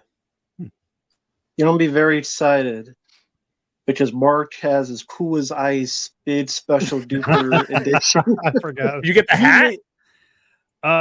Actually, you know what? That was sold out. So I didn't get it. Oh, that would have I been couldn't sick. get it. I think it was only like 200 copies or something of that. That one was really limited, but I got the big it's like, well, it's not a vinyl, but it looks like it. It's, hold on. I gotta move this mic. Oh, baby. It's sorry, you guys can't hear me. It's 4 discs, posters, new interviews, features, the works. So I Nice, mean, man. if you're a fan, this is the one to get. And what site is that on now? This is a Turbine release, so you Oh. got to go. Well, you know what? You might be able to get it on like Orbit or something. I don't know, but I got it straight from Turbine. Did you guys see the drama already with this freaking Blair Witch thing? No, what's the drama? Drama. The No. imprint release. Yeah, so Imprint just announced they're doing the little collection set, which is cool. I think that's cool. I kind of wish if they were going to do it, they would have added the other one in there too to have all 3 of them. They only are doing the first 2. But now I guess somebody, I think it might have been one of the people that made the movie, I guess, posted this big thing saying that like they were never told about this release, so don't buy it. And they said if you're gonna buy it, just buy it for part 2, because they said the original is coming out later this year the way it was supposed to be seen. So I don't know what the hell that means. So they're Someone basically mentioned saying October. Someone mentioned basically October. saying- There was going to be like a big special edition. yeah, so I don't know who's putting it out, but they said don't buy this release unless you only want the part 2 stuff, because there's a huge edition coming out later this year. That's an official edition. This one I They vinegar never syndrome them. They fucking vinegar syndrome them. yeah, man. so They like blocked them. but the owner of like somebody involved in the movie basically said that they weren't authorized to put this out, or they were never informed that they were putting this out. And I guess it's got interviews and stuff on there from them that they're like, I never approved this. So I don't know what the drama is. I don't know if they're gonna, who knows, the imprint might come back and be like, oh yeah, shit, we're not putting it out. I don't know, but it's just interesting that it all of a sudden there's an issue like the day they announce it. So should be an interesting road. I had no Oh. idea. Yeah. I had to stretch things out by showing this bid thing. Oh, you got that one? Hell yeah. I guarantee Garrett got Yeah. that when it came out too. You No, had to well, have I got gotten that. I got the purple one, not that blue one. Yeah. That's a great addition, especially that book. I mean, that book. Did you go through that yet? Oh yeah, I showed it a bit here. It's Like all insane those with different just the images, they amount show of like, pictures and stuff. dude, they show Arnold was supposed to be Koopa and Bowser or whatever, or King Koopa, and they show like what he was supposed to look like and everything in that book. It's wild to think that Arnold was seen supposed to that. originally be him. It's probably kind of towards the beginning. They should show like all these different sketches of like different things. And it says like Arnold as him, and they show like what his getup's supposed to look like. Yeah, dude, look at that. That would have been amazing. That says says Arnold. Arnold as Koopa. Wow. What the hell is it? Bowser. Bowser, That's crazy. you come here to meet me, but you must be destroyed. Mario, You Mario, stupid Luigi plumber. Mario. You plumber. Yeah. You pesky plumber. Luigi Mario, what you doing here? That is too funny. So funny. But Yeah, kudos- okay. real quick, I just want to say Michael- kudos to Garrett for being such a good guy. I mean, you're a big help to Dead Pit. In all seriousness, we don't get to talk much, but all the stuff you've done with these guys, loved all the stuff you do on your channel. For anyone out there, this is definitely one of the good guys out there on YouTube. Dude, Because he thank doesn't you so ask for much, anything and just I being appreciate honest. That's the truth. I said that on the stream today before I told them what I was really doing, but I was like, I said we're the same, but we're very different. So I'm like, I'm sure there's a lot of OG Dead Pit fans that probably hate me because we are different in certain ways, or don't like No, there's what I no bring to way. the table. But I mean, Dude, it is what it is. Come on. But seriously, like, I mean, you're doing it the right Man, way. All the People would content you hate put me out. more than you. Let's be I was gonna honest. say that people hate Matt. Well, Right, right. he's on his But I'm floor. just saying. I People mean, who hate me knows? more Because than I do you. a lot of collabs. They're probably like, screw this dude, fucking Yeah. headband and shit. Get him out of here. Well, you dropped the knows? headband gimmick anyway. I don't know what happened. To the No, headband it's gimmick, still but- here. I'm just trying to make it. I'm just trying to switch things up. Look at, I'm growing my hair out too. Can you see? Look at. Holy shit! You should grow that like I did back in the day and just like put it. I'm in a not gonna grow it ponytail. that long. I'm actually, to be honest, I'm trying to go for. You can't see it right now, but I want that Haim Watchers look right there. That's what There I'm you going go. for. But Now you need this to was go nice. go like- for the this was go for always the Terry like, shaved to Silver. like a 1. What? go for the Terry Silver. Do it. My ponytail. Yeah, You had the Terry Silver, didn't you? at one I point? had. I was rocking the Terry Silver before that was a cool thing to do. Yeah, I'm not sure it was ever a cool thing to do. They called you Quicksilver in high school. That's exactly right. Here comes Quicksilver. No, I'll have to agree though. Garrett is pretty much universally liked. Thanks, bro. Yeah. Appreciate that. Even Doesn't though I'm start- wearing face paintless Is kiss that- shirt. I was going to say, is that the Kiss Animalized shirt? Yep, it is. I mean, that's not a bad album. To be fair, like No, it's not. a lot of those albums. are Makeup pretty good, Kiss? though. But so I don't know what's going on with that that damn Blair Witch thing, but well, I guess we'll see what's happening with it. You I getting don't know any how- of those? Oh, go ahead. Oh, go ahead, man. Well, I was just gonna ask Gary, you getting any of those imprint titles? Any of them look intriguing to you? I definitely wanted Blair Witch. Superstition. I like the movie. I realized I don't have the Screen Factory version, which I thought I did. So I'll probably maybe get that. I haven't even looked at the prices yet, so who knows? Antichrist. I don't know what else. I don't know if I have that on anything but that Anchor Bay DVD. That's the same one, right? Yeah, Kino. 'Cause I know there's so many movies by that title, so I don't know. yeah, that's the one from 1974. Yeah, I have the one from Criterion. That's another one, right? yeah, I'm pretty sure it is.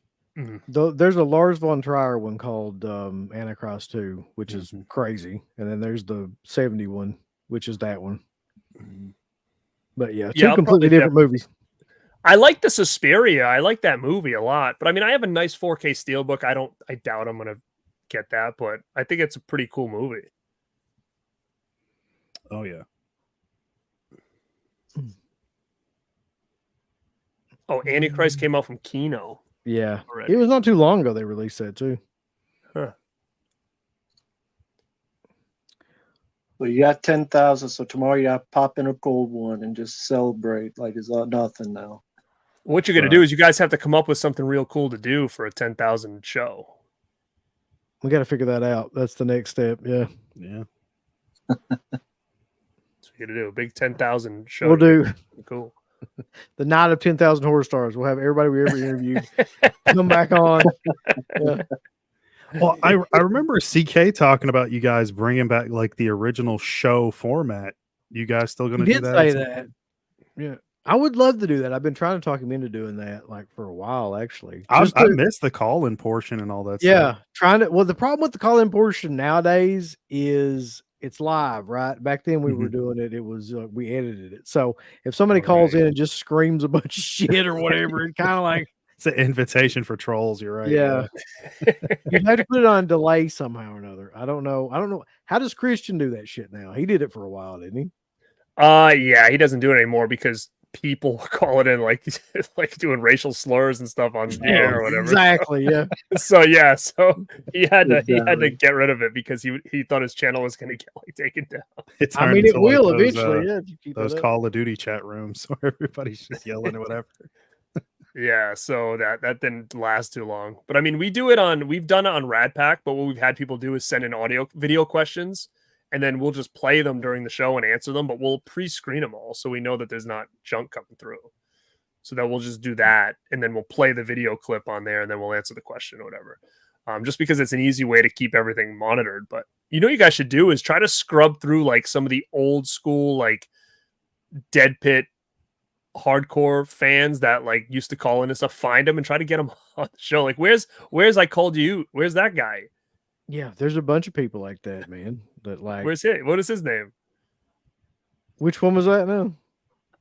Calling you. Oh, What guy? J J-Dog, Dog. DVD Yeah. Dungeon. Where's he?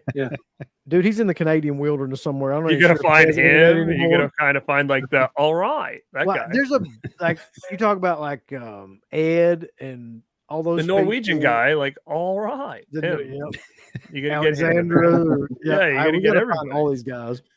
The girl, find the girl. Justin's got Adam Beck. If we could have patrons, Adam call Beck. in, you could assume that maybe they're not going to scream racist shit, but then somebody probably sign up to be a patron just so they can do that.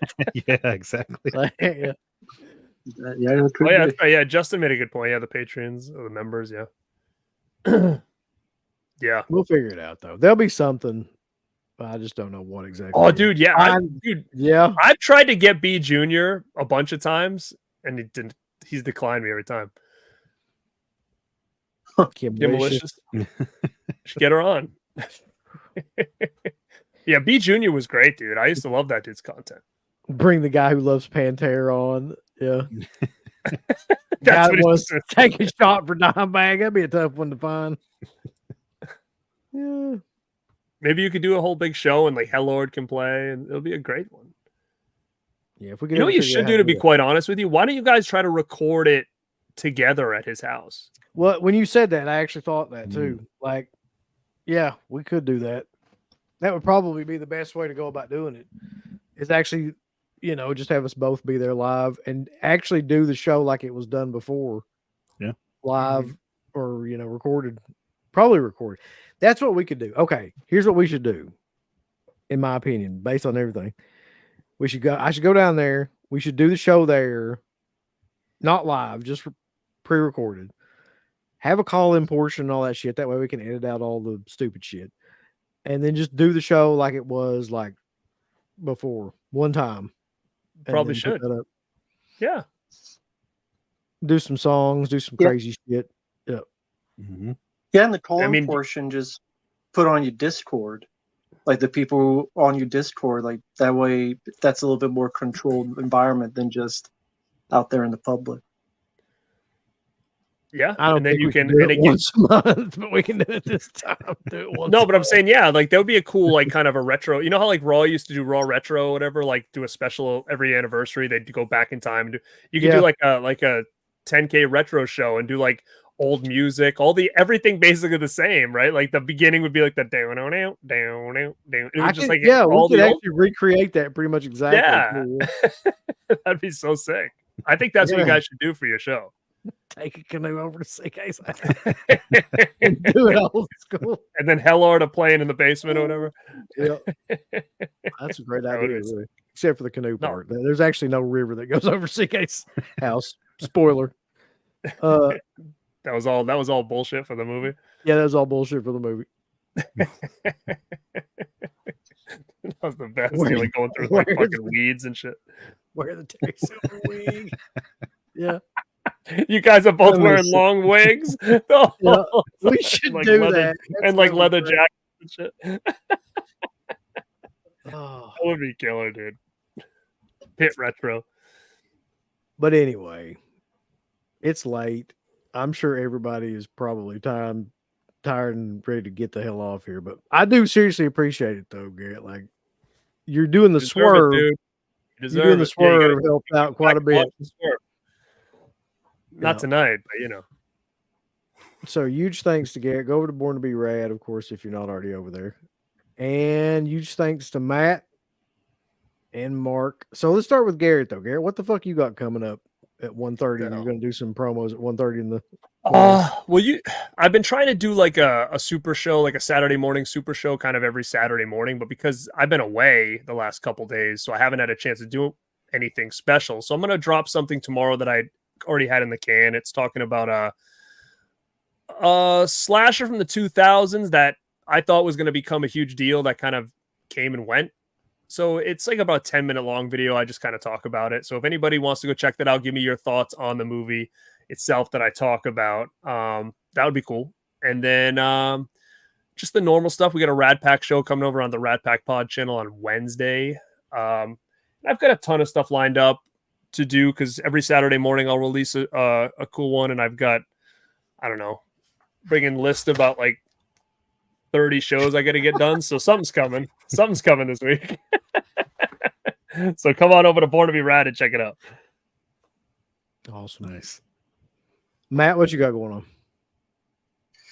on? Just now that things are calm, out of the eye of the hurricane, all the other stuff, things are cleaned up a bit. Getting back to fulfilling requests, thanks to generous people out there. So a lot of random videos, commentaries on good films like Summer Rental, which is a favorite John Candy film Love of that movie. mine. Yep. And then rewatching films, I forgot how bad they were, like 3,000 Miles to Graceland. I don't know if anyone remembers that film. The Elvis Kevin movie with- Costner, yeah. and Kurt Russell. Oh yeah, David Yeah. Arquette's in there. Yeah. Christian Slater, yeah, they most of them die like the first 30 minutes. Other random requests. Someone wanted me to play RoboCop 3 for Super Nintendo. I'd never played it before, but I think they knew it was bad because the more I played it, the more I raged. I got pissed. It's a really bad game. And more of that nature, thanks to people out there.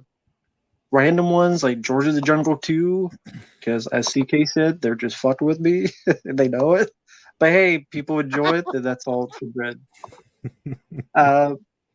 Yeah, continue with that. Thanks to the nice people out there. And how about you, Mark? Oh man. So in the next week and a half, I'm going to be going to the convention. So more than likely, I'm going to do a haul video of everything I picked up and showcase in another video separate from that, probably all the stuff that I got signed, and which is going to be a ton of shit. So, I still got to get that wagon, Uncle Bill.